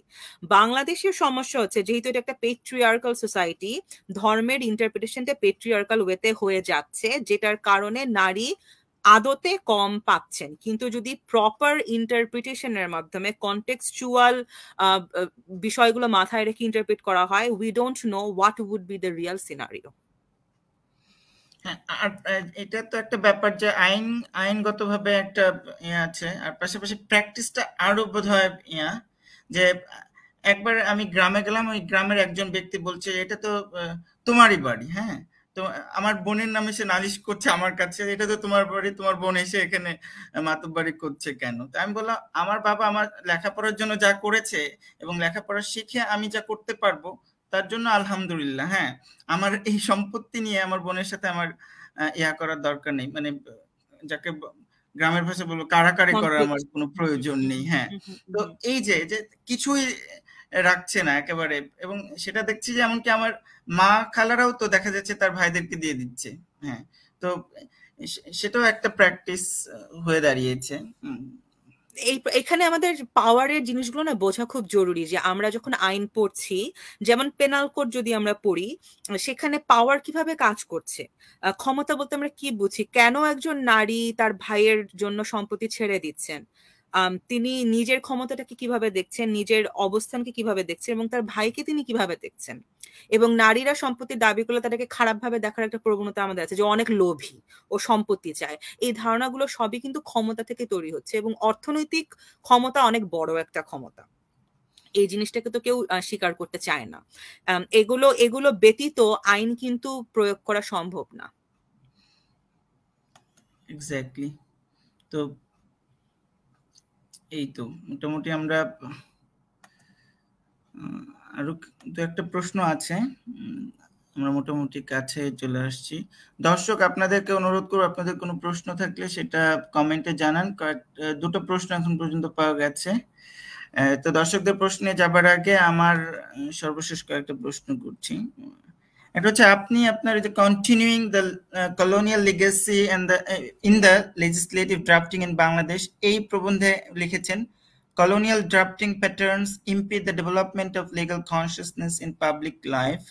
ওই একই প্রবন্ধে আরো লিখেছেন যে lack of legal consciousness breeds impunity leading to a culture of disrespect to human rights. ওইটা সংবিধানের ক্ষেত্রে পরিপ্রেক্ষিতে কতখানি সত্য, এবং ওটাকে এটা নিয়ে যদি আলাপ করতেন।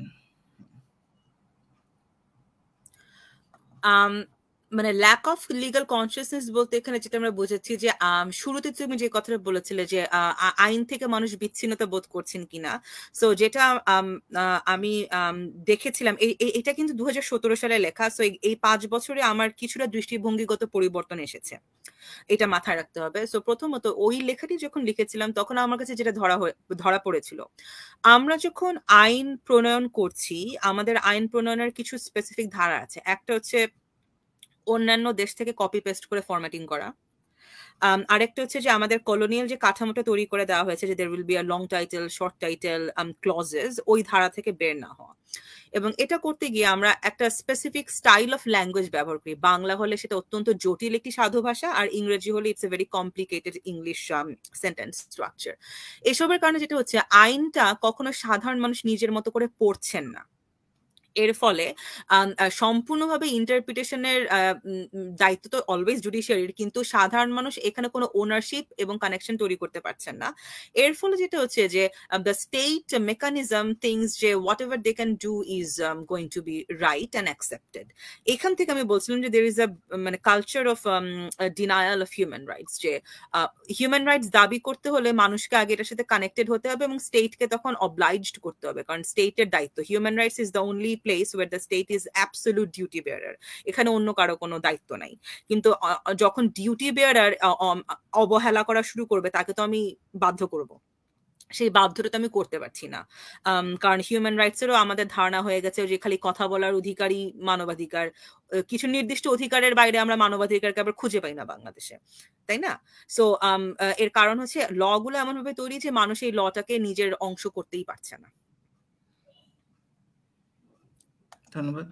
আপনার আরেকটা লেখা ছিল যেটা উপস্থাপক করেছিলেন, উল্লেখ করেছিলেন যে the law of language and the language of the law, সেখানে আপনি আইনের ভাষা নিয়ে আলোচনা করেছিলেন। এটাও আমার ইন্টারেস্টের একটা বিষয়। তো এই যে আপনি বললেন যে ভাষাগত কারণেও মানে আইনের দরজায় দিয়ে প্রবেশ করতে পারছে না সাধারণ মানুষ, এবং সাধু ভাষা কেন সাধু ভাষা সংবিধান লিখতে হলো, এটা কি কোনো কারণ আপনার কাছে মনে হয়? যে চলিত ভাষায় সংবিধান লিখলে কি সমস্যা হতো, আবার ইংরেজিতে লিখতে হলো কেন?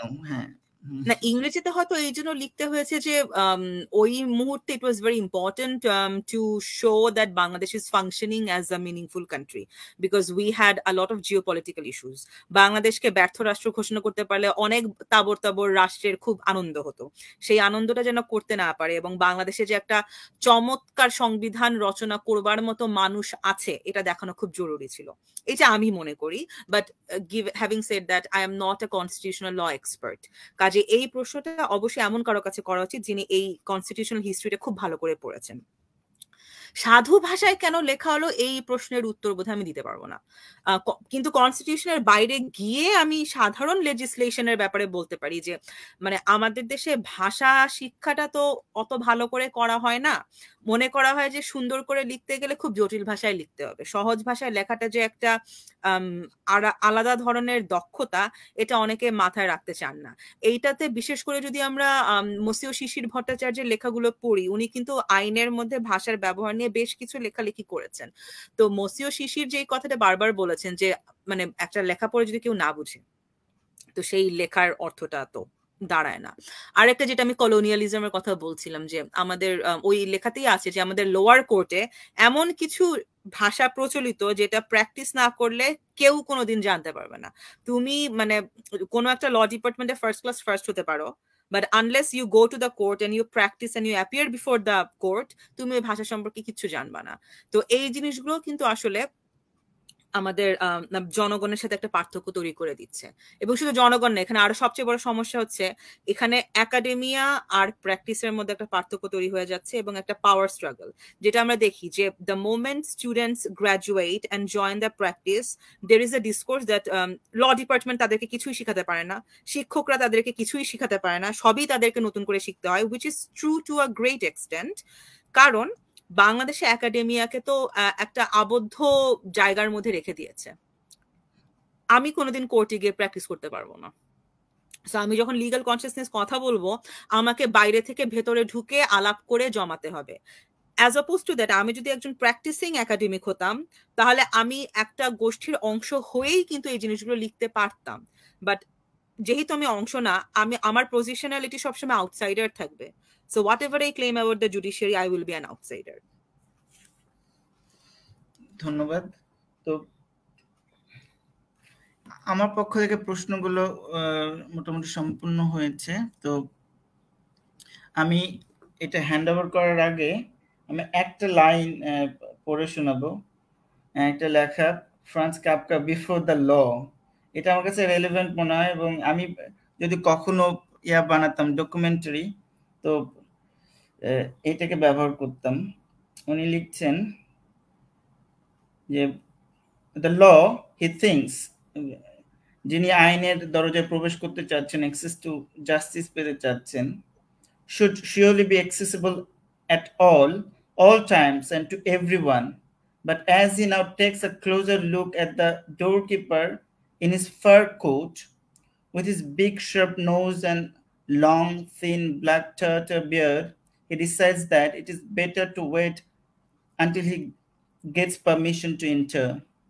The doorkeeper gives him a stool and lets him sit down at one side of the door. There he sits for days and years.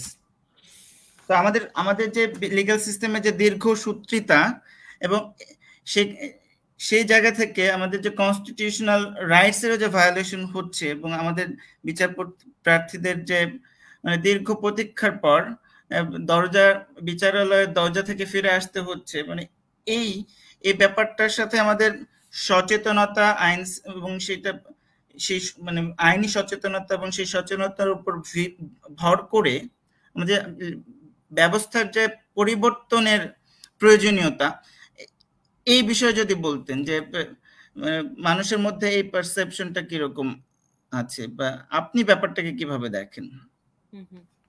একটা প্রশ্ন দিয়ে শুরু করি। ধরো তুমি একটা মামলায় তুমি হচ্ছে বাদী, আমি বিবাদী, আর মিস্টার এক্স হচ্ছে জাজ। এখন ধরো মামলায় তুমি জিতলে, আমি হারলাম, তো সাধারণত কি হয়, যে হেরে যায় তাকে জরিমানা করে, রাইট?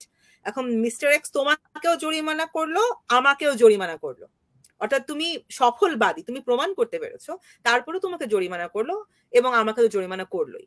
এই ঘটনাটাকে তুমি কিভাবে দেখবে? ট্রেডিশনাল ইন্টারপ্রিটেশন কি বলে? এটা কি একটা ভালো বিচার? না, এখন বিচারের ইস্যুস গুলো বা প্রমাণাদির পরে যদি মনে হয় যে অনেক সময় হয় না এরকম যে শাস্তি দেওয়া হলো একটা, যে লঘু শাস্তি হলো, উভয় পক্ষ নারাজ হচ্ছে, তো যেমন হচ্ছে শাস্তিটা আরেকটু বাড়তে পারতো। অত ডিটেইলের দরকার নেই, খুব সিম্পল ক্লেম এবং তুমি জিতেছো, আমি হেরেছি, তারপরে তোমাকে জরিমানা করা হচ্ছে। এখন ট্রেডিশনালি কি হবে, বলা হবে যে this is not a good judgment, এখানে বিচারককে আরবিট্রারি বলে মনে হবে, রাইট? আমাদের যেভাবে কমন ল শেখানো হচ্ছে। বিফোর দ্য ব্রিটিশ কেম, জহির, যে কাজী সিস্টেম ছিল আমাদের, সেই কাজী সিস্টেমে বাদী বিবাদী যে জিতুক আর যে হারুক, ইট ডাজ নট ম্যাটার, উভয় পক্ষকে জরিমানা করা হতো। কারণ হচ্ছে, কেন তুমি একটা কনফ্লিক্টকে এই পর্যায়ে আসতে দিয়েছো যে তোমাকে কোর্ট পর্যন্ত আসতে হলো? সো মানুষ যেন অপ্রয়োজনীয়ভাবে কোনো একটা মানে কনফ্লিক্টকে দীর্ঘায়িত হতে না দেয়, এই জিনিসটা শাসক যন্ত্রের রাজ্যের একটা গুরুত্বপূর্ণ নীতি ছিল। আমাদের দেশে কলোনিয়াল মানে ওই বেনিয়ারা যখন আসলো, তাদের মাথায় ঢুকলো না যে আচ্ছা, যেখানে একটা মানুষ জিতে গেল তাকে কেন জরিমানা করা হচ্ছে? সো যে ডেসপটের কথা বললো না, এই জিনিসগুলো দেখে কোয়েশ্চেন যে ও দিস আর অল ডেসপটস, ভারতে কোনো আইন নেই, সবাই হচ্ছে স্বেচ্ছাচারী, যে যার মতো ইচ্ছা যা ইচ্ছা করে বেড়াচ্ছে। They never even try to understand the rationality. ওইখান থেকে যদি এখন আমি টানি যে মানুষের পারসেপশনটা কি, মানুষের পারসেপশনটা দুই রকম। একটা হচ্ছে যতক্ষণ পর্যন্ত আমি কোর্টে না গিয়ে থাকতে পারবো, আমি কোর্টে যাব না, কিন্তু যখন আমার মনে হচ্ছে যে আমার আর কোনো উপায় নাই, আমি তখন কোর্টে যাব, কারণ আমার এটা একমাত্র শেষ আশ্রয়স্থল। সো যারা একদমই ক্ষমতাহীন মানুষ, উভয় পক্ষই যখন ক্ষমতাহীন, তখন তারা কোর্টে যায়। এই ক্ষমতাহীন মানুষগুলোকে কিন্তু কোর্ট পর্যন্ত যেতে দেওয়ার প্রয়োজনই হতো না যদি আমার আইন ওই এক্সিকিউটিভের মাধ্যমে সঠিকভাবে প্রয়োগ হতো। এটা হচ্ছে প্রথম কথা। সো জনচেতনায় কোর্টে যাওয়ার বিষয়টা হচ্ছে যে ইটস দ্য লাস্ট রিসোর্ট, কারণ আমার আর কোনো আশ্রয়ের জায়গা নেই। দ্বিতীয়তটা হচ্ছে যে ক্ষমতাশালী সে তার চেয়ে কম ক্ষমতার মানুষটাকে কোর্ট পর্যন্ত টেনে নিয়ে যাচ্ছে, কারণ ওইখানে যে কম ক্ষমতাশালী, যে দুর্বল, তার ওটা অ্যাভয়েড করবার ক্ষমতা নেই। একটু ইন্টারাপ্ট করি যে এই যে কোর্টে যে ন্যায় বিচার অধিকার এবং সেখানে তার যে কিছু সাংবিধানিক অধিকার থাকা দরকার মানে আছে, সেসব বিষয়ে জনগণের সচেতনতার কি আছে কিনা বা তারা কিভাবে ভাববে? মানে আমি যাদের সাথে কথা বলেছি, যাদের সাথে আমি কথা বলি, তারা সবাই একটা জিনিস বলে যে they don't necessarily expect justice there. মানে আমি কোর্টে গেলে ন্যায় বিচার পাবোই, এইটা কারোর মধ্যে নাই। তো তখন প্রশ্ন হচ্ছে তাহলে যাবেন কেন? জানেনই যেখানে যে মনে হচ্ছে পাবেন না, যাবেন কেন? বলছে আমার আর কোনো উপায় নাই। তার মানে যার উপায় আছে সে যাবে না। যে সালিশ করতে পারবে, সালিশ করে ফতোয়া আনতে পারবে, সে কোর্টে যাবে না। যে ইউনিয়ন পরিষদের চেয়ারম্যানের কাছে যেতে পারবে, যে ওয়ার্ড কমিশনারের কাছে যেতে পারবে, সে কোর্টে যাবেই না। যাবে যখন তার আর কোনো যাওয়ার জায়গা নেই। এবং ওখানে গিয়ে তার যদি ক্ষমতা থাকে, সে জুডিশিয়ারিকে ইনফ্লুয়েন্স করবার চেষ্টা করবে, সে পেশকারের সাথে একটা সম্পর্ক তৈরি করবার চেষ্টা করবে। আর যার নাই সে যাবে, আসবে, হাজিরা দিবে, হারলে হারলো, না হারলে নাই। সো এটাই হচ্ছে জনচেতনা এই মুহূর্তে আইনের। যে আর লোয়ার কোর্টে তো আসলে ওই রাইট নিয়ে ভাবে চিন্তাই করে না। এই জিনিসগুলা আসে মানে একটু মানে তুমি যখন একটু ওই অর্থে যেটা শুরুতে এলাইট বললা, তো আমি বলবো একটু সফিস্টিকেটেড যে মানুষগুলো পড়াশোনা করবার অধিকারটুকু এবং সুযোগটুকু যারা পেয়েছেন, তারা এই ভাষাগুলো ব্যবহার করেন। ধন্যবাদ। আমার পক্ষ থেকে প্রশ্ন ফুরলো। এবার দর্শকদের প্রশ্নের পালা। ম্যাম আসসালামু আলাইকুম। ম্যাডাম, রাইট অফ অ্যাবর্শনের বিষয়টা আপনি কিভাবে দেখেন? এটাকে কি ফান্ডামেন্টাল রাইটস অথবা হিউম্যান রাইটস এর অধীনে আনা যায় কিনা? সরি, আমি শুরুর অংশটা বুঝতে পারিনি। ম্যাডাম, রাইট অফ অ্যাবর্শন, এটা যেমন ইন্ডিয়াতে এটা নিয়ে কথা হচ্ছে, আবার সাউথ কোরিয়াতে কনস্টিটিউশনে এটাকে ফান্ডামেন্টাল রাইট হিসেবে হয়তো ইয়ে করা হয়েছে, ইনক্লুড করা হয়েছে। এখন যখন আমরা দেখি যে আমাদের দেশে এটা নিয়ে কথা হয়, তখন এটা কিছুটা মানে পারসেপশনটা নেগেটিভলি নেওয়া হয়। তো আমাদের দেশে এটাকে পজিটিভলি দেখার উপায় কি? অথবা এই যে আমাদের দেশে যে মার্জিনালাইজেশনটা, অনেক বিষয়গুলো যেগুলো অনেক দেরিতে আমাদের দেশে আসছে, এগুলোকে আমরা কিভাবে আরো ইয়ে করতে পারি, তাড়াতাড়ি আলাদা প্রশ্ন? মার্জিনালাইজেশনের যে বিষয়টা, এটা কি আলাদা একটি প্রশ্ন, না এটাও অ্যাবর্শনের সাথে কানেক্টেড? এটা অ্যাবর্শনের সাথে কানেক্টেড না, এটা একটি আলাদা প্রশ্ন। আচ্ছা, আমি শুরু দিয়ে যদি আসি, যে তুমি যেটা বলে যে নেগেটিভ একটা পারসেপশন বিরাজ করছে, মজার কথা হচ্ছে সব সময় যে অন্যান্য সামাজিক ফ্যাক্টর আইনকে প্রভাবিত করে, নট নেসেসারিলি। রাষ্ট্রীয় আইনও মানুষের দৃষ্টিভঙ্গি এবং পারসেপশনকে প্রভাবিত করতে পারে। সো আমাদের দেশে অ্যাবর্শন নিয়ে যে একটা নেগেটিভ ইমপ্লিকেশন আছে, এটার প্রধান কারণ হচ্ছে আমাদের ক্রিমিনাল ল গুলো। যে ক্রিমিনাল লতে অ্যাবর্শনকে মেডিকেল গ্রাউন্ড ছাড়া অন্যান্য সকল ক্ষেত্রে আসলে মানে মানা করে দেয়া হয়েছে, নিষিদ্ধ করা হয়েছে। এখানে বুঝতে হবে যে penal code is a Victorian law. এটা ভিক্টোরিয়ান আমলে তৈরি করা, যেখানে ভিক্টোরিয়ান মোরালিটিকে ইনকর্পোরেট করা হয়েছে। ভিক্টোরিয়ান মোরালিটি অনুযায়ী the wife was a chattel of the husband, অর্থাৎ the wife was a property of the husband. So ওয়াইফের শরীরে কি হবে কি না হবে, শরীরের ভেতরে কি থাকবে না থাকবে, এই বিষয়গুলো কিন্তু ওভাবে চিন্তা করা হতো। এখন আমরা অনেক রকমের রিফর্মের কথা বলছি, কিন্তু যেখানে আমরা বারবার ফেরত আসবো যে বাংলাদেশে পুরুষতন্ত্র রয়েছে এবং বাংলাদেশের লিঙ্গ সমতার অনেক অনেক অভাব আছে। তুমি শব্দটি ব্যবহার করেছো right of abortion, but it's not right of abortion at all. It is right on reproduction and right of bodily integrity. অর্থাৎ একজন মানুষ নারী হন কি পুরুষ হন, এবং আরো সবচেয়ে বড় কথা, রিপ্রোডাকশন নিয়ে যখন আমরা কথা বলি এবং এই মানে অর্গানস নিয়ে যখন কথা বলি, এটা শুধুমাত্র বাইনারির মধ্যে দেখলে চলবে না। এখানে লিঙ্গ বৈচিত্র্যময় মানুষকে নিয়ে আসতে হবে। এটা ধরে নেওয়া খুবই ভুল যে only women can get abortion. It may so happen that a trans person is also getting an abortion. মানে they can get pregnant in certain cases. So এটা প্রথম কথা। কাজে এখানে যেটা মাথায় রাখতে হবে যে this is about bodily integrity. আমার শরীরের উপর আমার একটা স্বাধিকার থাকবে, একটি নিয়ন্ত্রণ থাকবে। আমার শরীরের ব্যাপারে অন্য কেউ নিয়ন্ত্রণ করতে পারবে না। এই ধারণাটা যেহেতু আমাদের দেশে নেই, কাজে অ্যাবর্শনকে মনে করা হচ্ছে কি যে স্বেচ্ছাচারিতা। এখন স্বেচ্ছাচারিতা হলে সমস্যাটা কোন জায়গায়? মানে একজন নারী, আমি নারী নিয়েই কথা বলি because I am a woman, so I should not speak for trans people. So আমি একদম হেটারোসেক্সুয়াল ওম্যানের ভাষায় যদি কথা বলি, someone is getting pregnant and she does not want to. এখন তার কারণটা হয়তো সমাজের কাছে অত্যন্ত স্বার্থপর বলে মনে হতে পারে, but it's her body. So what's wrong if she can get a safe medical abortion? আর সবচেয়ে বড় কথা, আমাদের দেশে যে অ্যাবর্শন হচ্ছে না তা তো না, যতক্ষণ পর্যন্ত আইন এরকম থাকবে you are actually pushing the women to get unsafe abortions. তুমি এখানে শুধুমাত্র যে রিপ্রোডাক্টিভ রাইট কে অনিশ্চিত করছো বা অস্বীকার করছো তা না, তুমি তার সুস্বাস্থ্যের অধিকারকেই তো অনিশ্চিত করছো। কারণ আমাদের fundamental policies of Fundamental Policies of Principles of State Policy যেটা আছে FPSP second chapter of the Constitution অনুযায়ী সুস্বাস্থ্যের অধিকার রাষ্ট্র নিশ্চিত করবে। তো আমি যখন এরকম একটা আইন বানিয়ে বসে থাকবো যে আইনের কারণে আমি সুস্বাস্থ্য মানে সুচিকিৎসা পাবো না, আমাকে অপচিকিৎসার দ্বারস্থ হতে হবে, তখন তো আমি FPSP কে ওখানে ভায়োলেট করছি, রাইট? সো এইটা আলাদা করে রাইট অফ অ্যাবর্শন বলে কোনো কিছু কনস্টিটিউশন আনার দরকারই নাই। We have right of on person and property, আমাদের তো সেই অধিকারটা অলরেডি আছে। So it just depends on how you are interpreting something. যেটা জহির শুরুতে বললো যে মূল্যবোধের একটা ব্যাপার থাকে, যে constitutional morality, you bring in human rights, you bring in gender sensitivity, you understand feminist legal jurisprudence, and then this things will automatically কাম।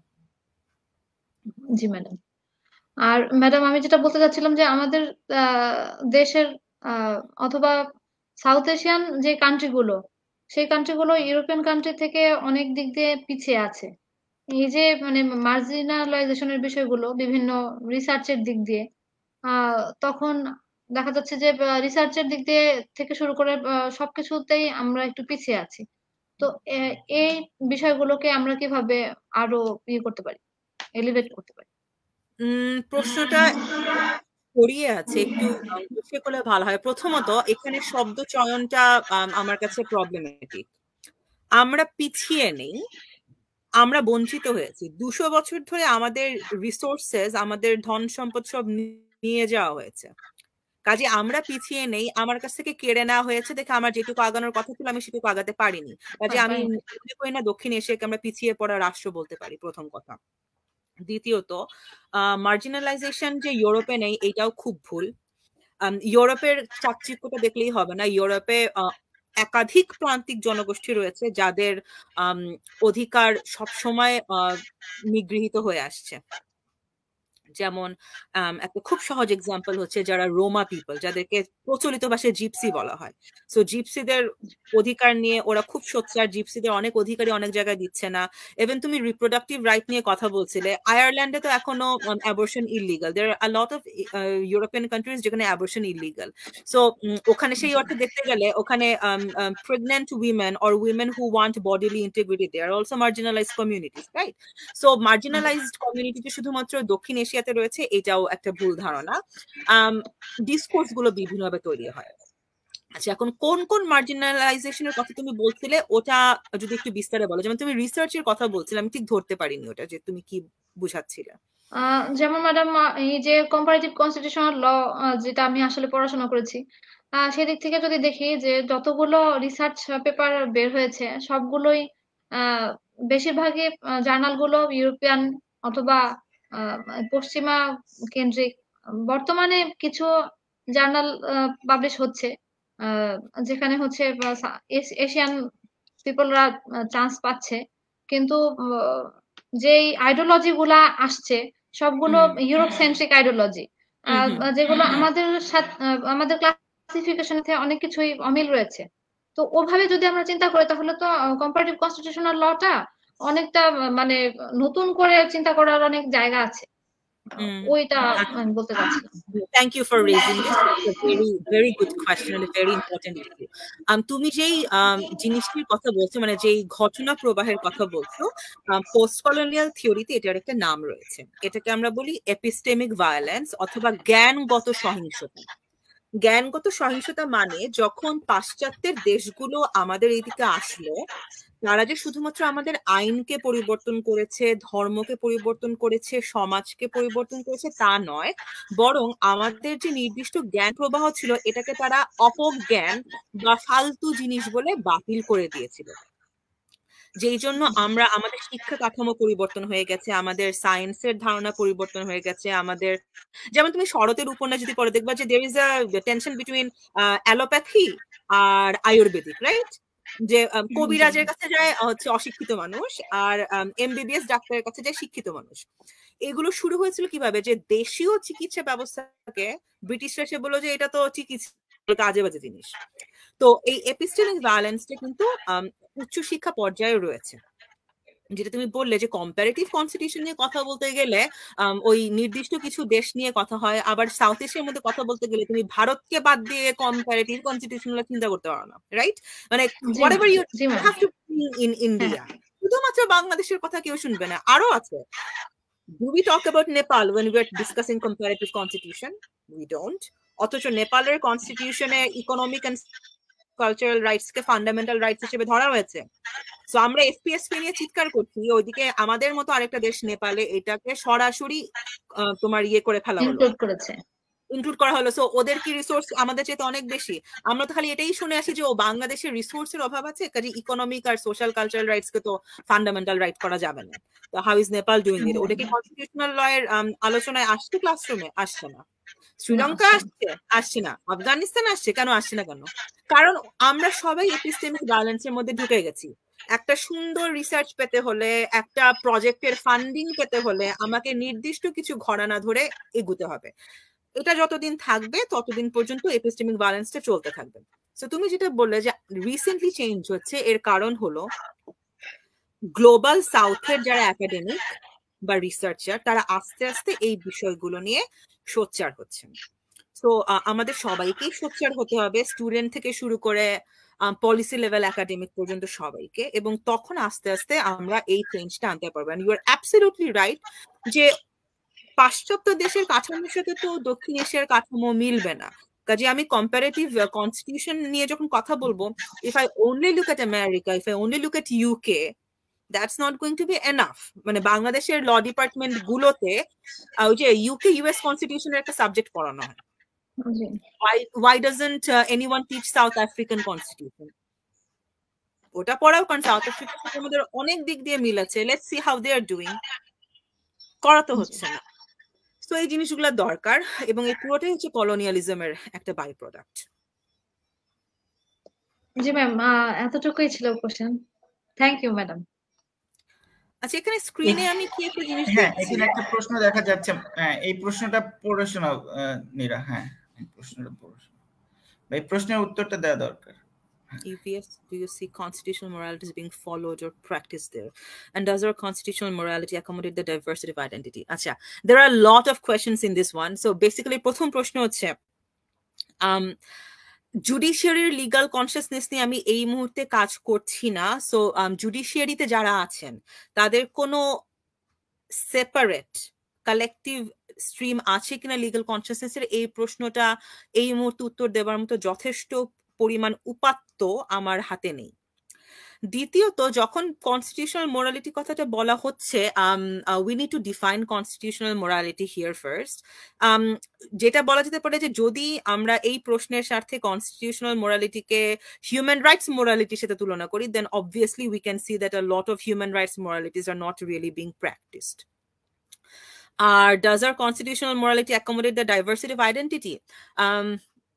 এই প্রশ্নটাও এক বাক্যে উত্তর দেওয়া সম্ভব না, বিকজ মানে কনস্টিটিউশনাল মোরালিটি তো ইটস আ স্ট্রিম, এটা কন্টিনিউয়াস স্ট্রিম। সো কোনো কোনো ক্ষেত্রে করা হয়েছে, কোনো কোনো ক্ষেত্রে করা হয়নি। কাজেই আমি বরং এভাবে বলবো যে আমাদের constitutional morality still evolving. So এটা বিভিন্ন সময় মানে জোয়ার ভাটার মতো এটার মানে দিক পরিবর্তন হচ্ছে, এটার প্রবাহটা অনেক সময় বাড়ছে কমছে, কিন্তু আমাদের আইডেন্টিটি ডাইভার্সিটি নিয়ে আরো অনেক আগানোর সুযোগ আছে। এবং এখানে আইডেন্টিটি বলতে শুধুমাত্র ধর্মীয় আইডেন্টিটি না, এখানে রেশিয়াল আইডেন্টিটি, এখানে প্রফেশনাল আইডেন্টিটি, এখানে জেন্ডার আইডেন্টিটি, সেক্সুয়াল আইডেন্টিটি, সবকিছু এখানে নিয়ে আসতে হবে। Otherwise, আমাদের constitutional morality will be stuck with, very conservative and kind of colonial. মানে আমার কনস্টিটিউশনাল মোরালিটি জেন্ডার মোরালিটি যদি প্যানেল করে আটকে থাকে, তো আমি তো ভিক্টোরিয়ান মোরালিটির বাইরেই আসলাম না, তাই না? তো how is that helpful?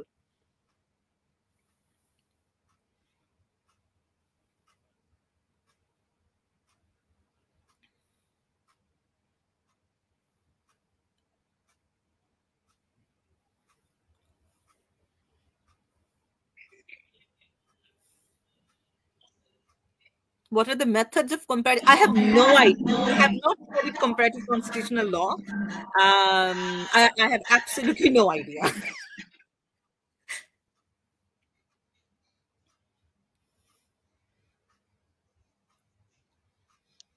Nafis, what do you mean by objective constitutional morality? When it comes to law, I don't think there is anything called objective. Everything is subjective. Even the interpretation of a particular human right could be subjective. But হ্যাঁ, এক অর্থে আমরা objective constitutional morality বলতে পারি, সেটা হলো যে আমাদের যে সাংবিধানিক কিছু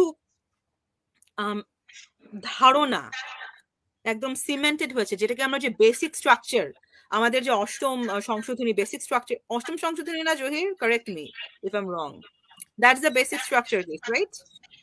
তো আমাদের বেসিক স্ট্রাকচারের মাধ্যমে যে কিছু স্পেসিফিক কনস্টিটিউশনাল মোরালিটি আমরা দেখেছি, যেটার সাথে আমাদের স্বাধীনতার ঘোষণাপত্রের একটা কানেকশন অবশ্যই করতে হবে, বিকজ স্বাধীনতার ঘোষণাপত্র ছাড়া বাংলাদেশের সংবিধানকে পাঠ করা সম্ভব না। ওই দিক থেকে there could be certain objective moralities, for example মানব সত্তার মর্যাদা। Any interpretation that does not align with respect for human dignity is a violation of objective constitutional morality. Any interpretation that prefers one specific identity over another, equality, that would be a violation of objective constitutional morality. So ওইটুকু হয়তো আমরা বলতে পারি। এর বাইরে গিয়ে I'm not sure whether there could be any standard or one-sided morality.